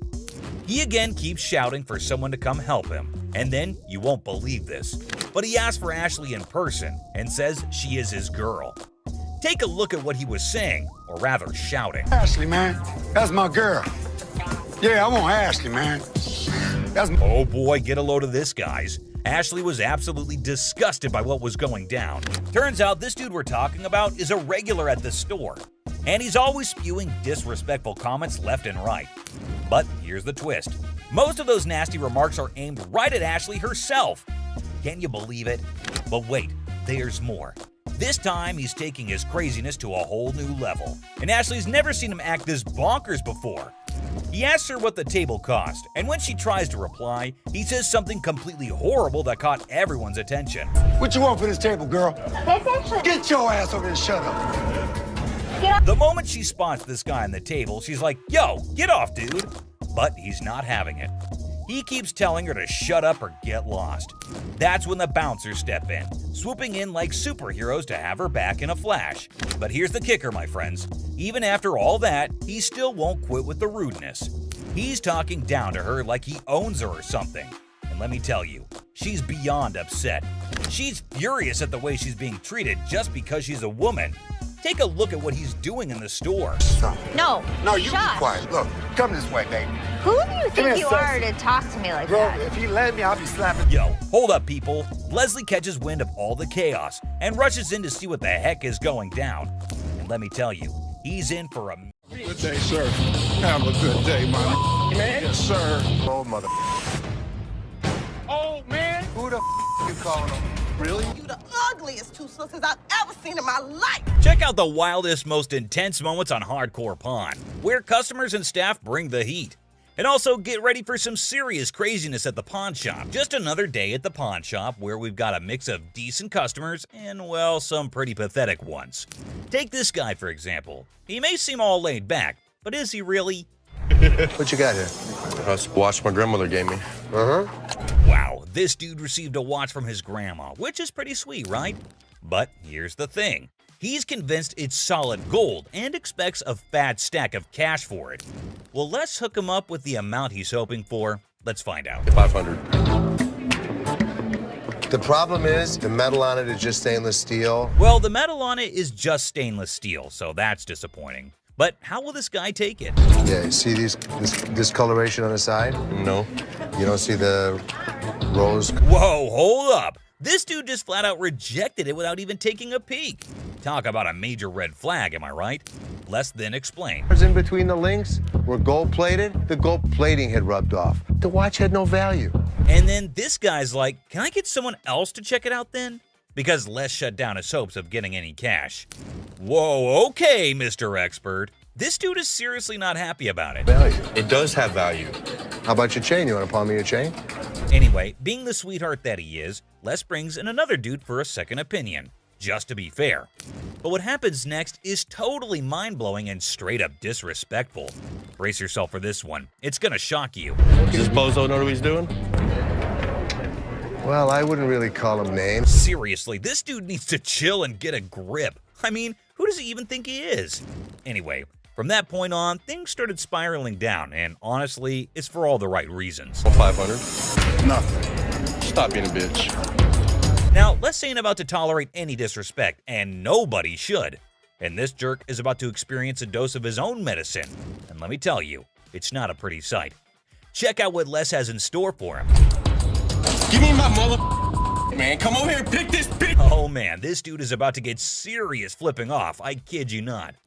You know what goes down with idiots like him? They're in for a rude awakening. Yo, you, get him here. Let's go, my man. Have a good day, sir. Have a good... Gotta admit, that was seriously hilarious. What did Les have to lose? Nothing at all. But this guy, oh yeah, he got exactly what he deserved. The man just couldn't stop with the curses. Sir, let yourself out. Let yourself out. Oh, you think this was intense? Well, hold on tight because you haven't seen anything yet. No beating around the bush, and straight up expects a cool $100 for it. Can you believe that? Like, I'm trying to get at least $100 for it. $100? Yeah. I won't even be able to sell it for. Well, the guy just flat out tells him that there's no way he can cough up $100. So the customer's disappointed, but hey, at least he's keeping his cool, right? So how much can you give me, man? $20? Well, we're clueless about what this dude's gonna pull off next. But hold up. Seth tries to talk some sense into the guy, but he's just not cooperating. And instead, he's shouting like there's no tomorrow. But this dude is now causing a scene, making a big fuss that's grabbing everyone's attention, to be honest. Brace yourself for this next one. So, this lady strolls into the store wanting to treat herself to a fancy watch. She's all sweet and ready to drop some cash. What could possibly go haywire, right? This will be good. Okay. This one. This is really pretty. Now, this lady is seriously contemplating whether she should go for it or not. So, what's your take on it, guys? You think she'll end up taking it or not? That's really pretty. It's really pretty. Good on you. That was 100. 100. Okay. She went for it. Well, everything's going pretty darn smooth so far. I don't want to jinx it, though, so let's just wait and see what unfolds next. Here. No. What is this? It's a $100 gift card. $100 gift card? Hold up. Is that for real? She whips out a gift card with all this confidence, and hey, is that some kind of new payment method now? Ashley looks totally baffled by this turn of events. Not a gift cards. What would you call it? It These says are preferred customers. Right. Man, this lady is already super worked up the moment Ashley spills the beans that it's not a gift card. And she goes on to explain the situation. Talk about major agitation right off the bat. It allows you discounts on the sales floor. You can't swipe this card and apply. This lady is seriously caught off guard and maybe just can't handle the fact that it's not a gift card. And well, she's getting a bit too aggressive, folks. You know, the kind that usually gets shown the door and tossed out of the shop. Turn around and swipe it, okay? There's no swiper on this. So you telling me I'm I gotta say, this lady is giving me some major secondhand embarrassment. I mean, it's crystal clear that the card cannot be swiped. Like, come on, that's basic common sense. But no, this woman just kept on making a complete fool out of herself. I don't understand up in here, okay? But what is she gonna swipe? Hold on one second, let me explain this to her. Man, the way this woman is yelling, it won't be long before she gets the boot from the pawn shop.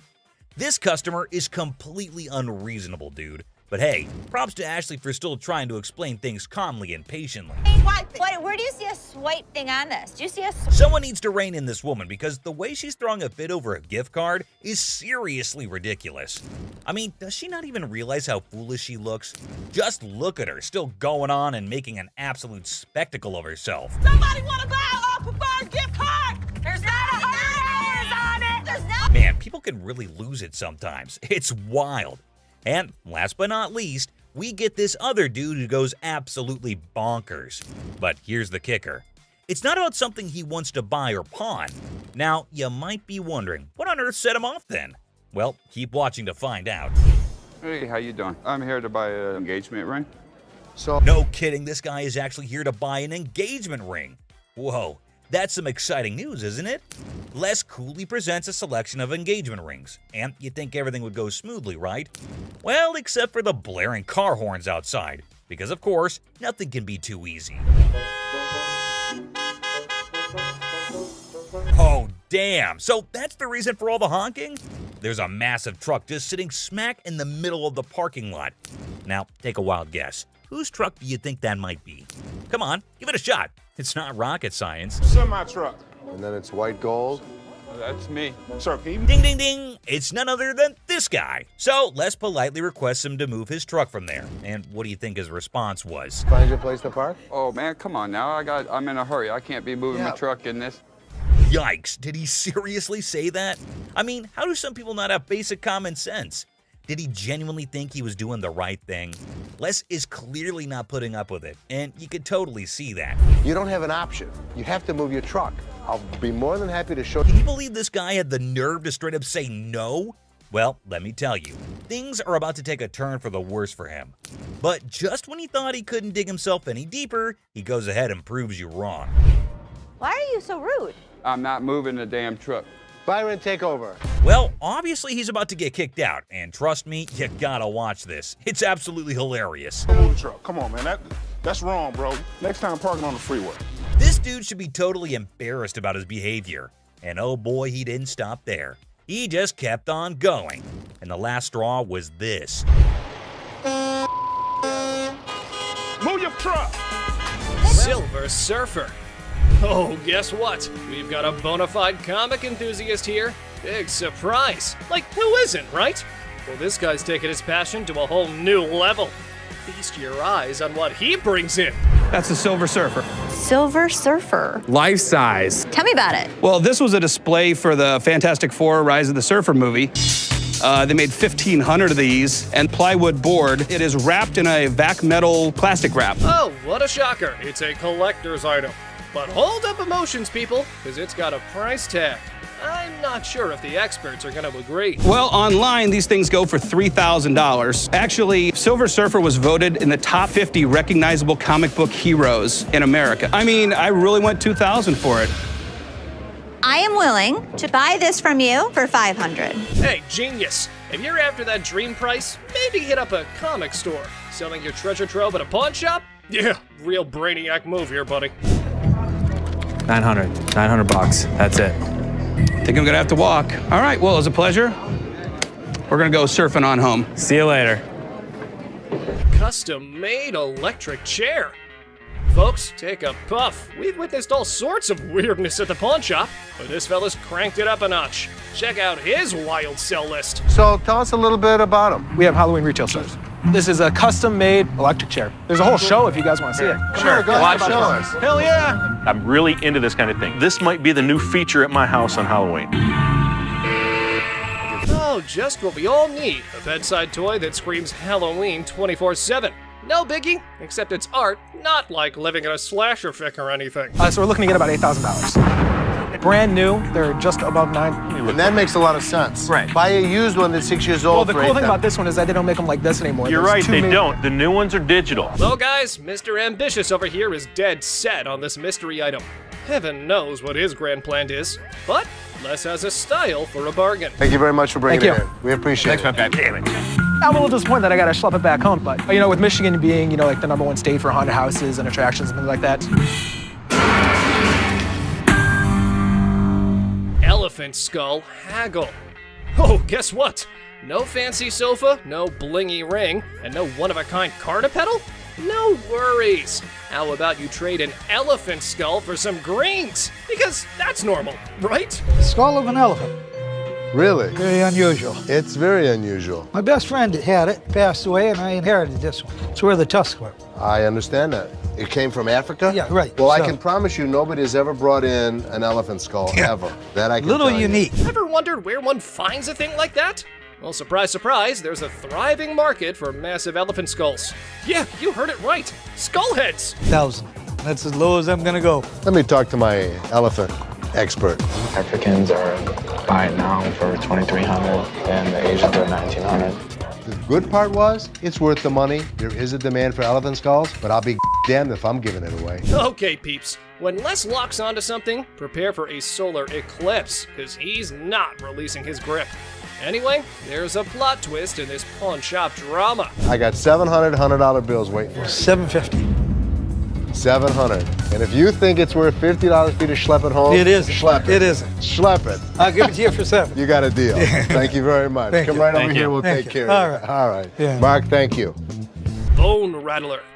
Okay, people, the granddaddy of speed in the house. Ready to snatch up a drag racing car from the pawn shop? Who knew shuffleboard was just a warm-up? This guy is an expert. He knows all about drag racers. So does Jeff. Jeff is my jeweler, but he's much more knowledgeable with engines than I am. The guy that sold it to me said it cost him $85,000 to put it together. Probably clipping along at about 250 miles an hour. Fire this puppy up. I don't know how to start it. Gather around, youngsters. We got a drag racing sage here, boasting a mere 30 years under his belt. So the wisdom dump is here, as he schools the pawn shop owner. You know how to start him? Sure. I knew you did. How long have you been racing dragsters? For about 30 years. Oh. You ready for this? I'm ready when you are.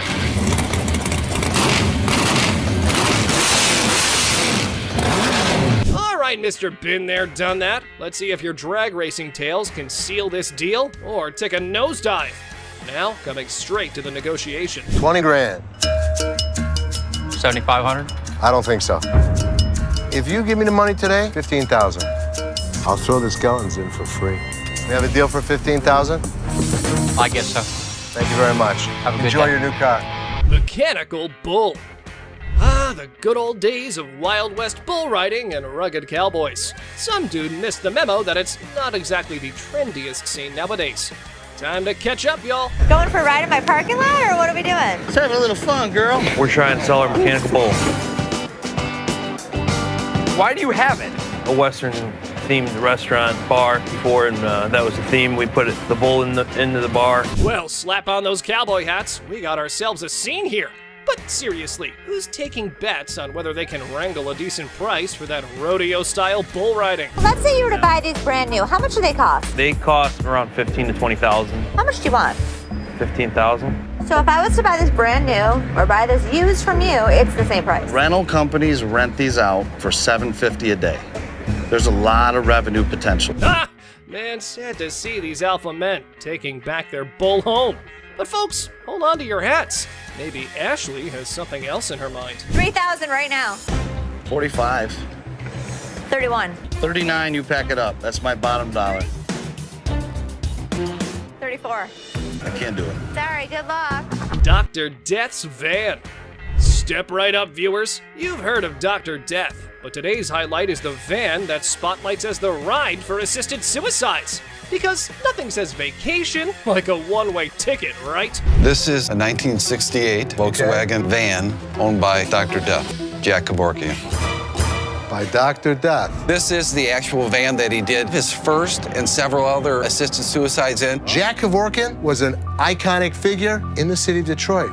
We're not aiming for a Valley of Chrome farewell tour this time. Mr. Big Bucks here wants a six-figure sum. Brace yourselves, because Les has his few concerns all queued up. It is a piece of history. I like buying weird. You won't find another one. The problem is, it doesn't make sense to spend six figures on something like this for me. Well, you either love it or hate it. But I love it. This is definitely a piece of Detroit. A van oozing that delightful combo of creepiness and death vibes. So legit. However, why not throw in another expert opinion?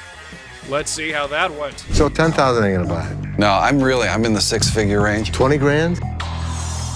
No. 25 grand. 30 grand. 50 grand? 30. One time, 50. 30 cash right now. Bizarre bikini. Check out this granny of the century who strolls into the pawn shop with an elderly figure that has a lot to do with, I don't know. You have a look and maybe you decide. Which is the doll? I heard that. I'm undressing her. What can I say? A really nasty looking woman, but a very cool item. Yep, that's about accurate. You just saw a long-legged granny in a bikini. All the efforts are done in the name of art. However, our granny here invested in this model. How much did you want for this thing? I'd like to get $500 for it. This thing is art. It's a very cool item, but not for that price. I mean, she's really cute. I mean, she's really fun to look at, but it's not going to be even close to 500 bucks. Never mind, that was gonna be a deal breaker. Unless Les had some more quotes to add to the art piece, this stirs things up for the selling mix. Here this woman was playing my game, and I was losing. 200. 190. I'll take it. Will he stop? Okay, schlep it home. You know, I heard my dad saying it wasn't worth the extra $10. Bull. She wants 200.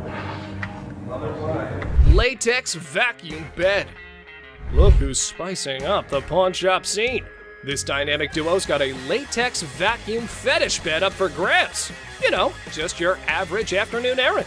Latex vacuum bed. A what? A latex vacuum bed. So you have sex with latex? Pretty much. It's like the autoerotic asphyxiation is what Pretty it is, much, right? yeah. Bobby J surprisingly knew exactly what this thing was. All right, I was wondering, who needs candlelit dinners when you can have vacuum-sealed intimacy?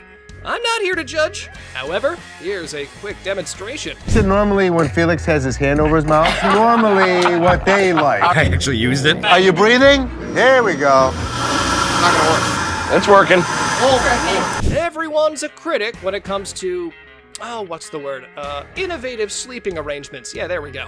And we aren't sure if that ever went up for the big sale. Used it. So how could you not want to do this with him? Because I don't want to suffocate. It's not for everybody. I'm familiar with the bed. Very much so.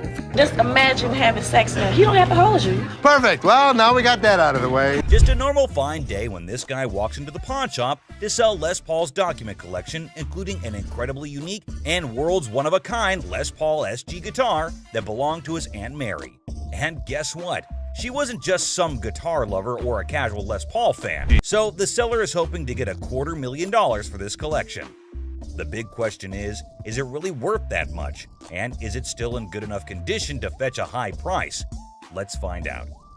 Rick Harrison calls for Drew, the expert from Authentic Autographs Unlimited, who specializes in forensic document examination.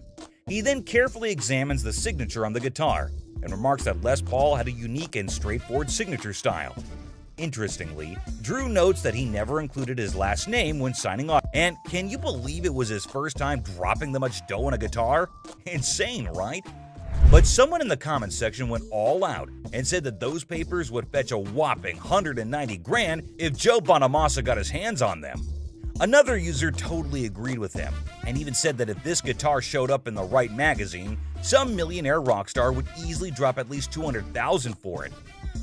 But here's the main part. Did the pawn shop actually make any profit? Hell yeah, they did. Once the show aired, they wasted no time and threw that bad boy up on eBay. And guess what? They scored a whopping $110,000 for it. They ended up making a cool $20,000 profit, guys. Now that's what I call a successful hustle. Next up, we have a customer who came in trying to sell a sword that was supposedly forged by the famous Yasutsugu family, known for making weapons for badass samurais back in the day. But here's the twist. The seller looked familiar to Corey. It turned out that he had been there before to sell a trophy. You'll be thinking what kind of trophy it must be. Maybe some ancient artifact or something, right? But nope, it was actually a Grammy Award. Yes, all in excitement, Rick bought it. But later he found out that it was not allowed to be sold. Oops, I can see a great loss there. Because of that now, they had to be extra careful before dealing with this sword. They weren't sure if it was a legit samurai sword or just some ninja knockoff. The seller is a lawyer and claimed he had received the sword as payment for his legal work. Pretty cool, huh? Some users are even cracking jokes about why the guy was so willing to sell such a masterpiece.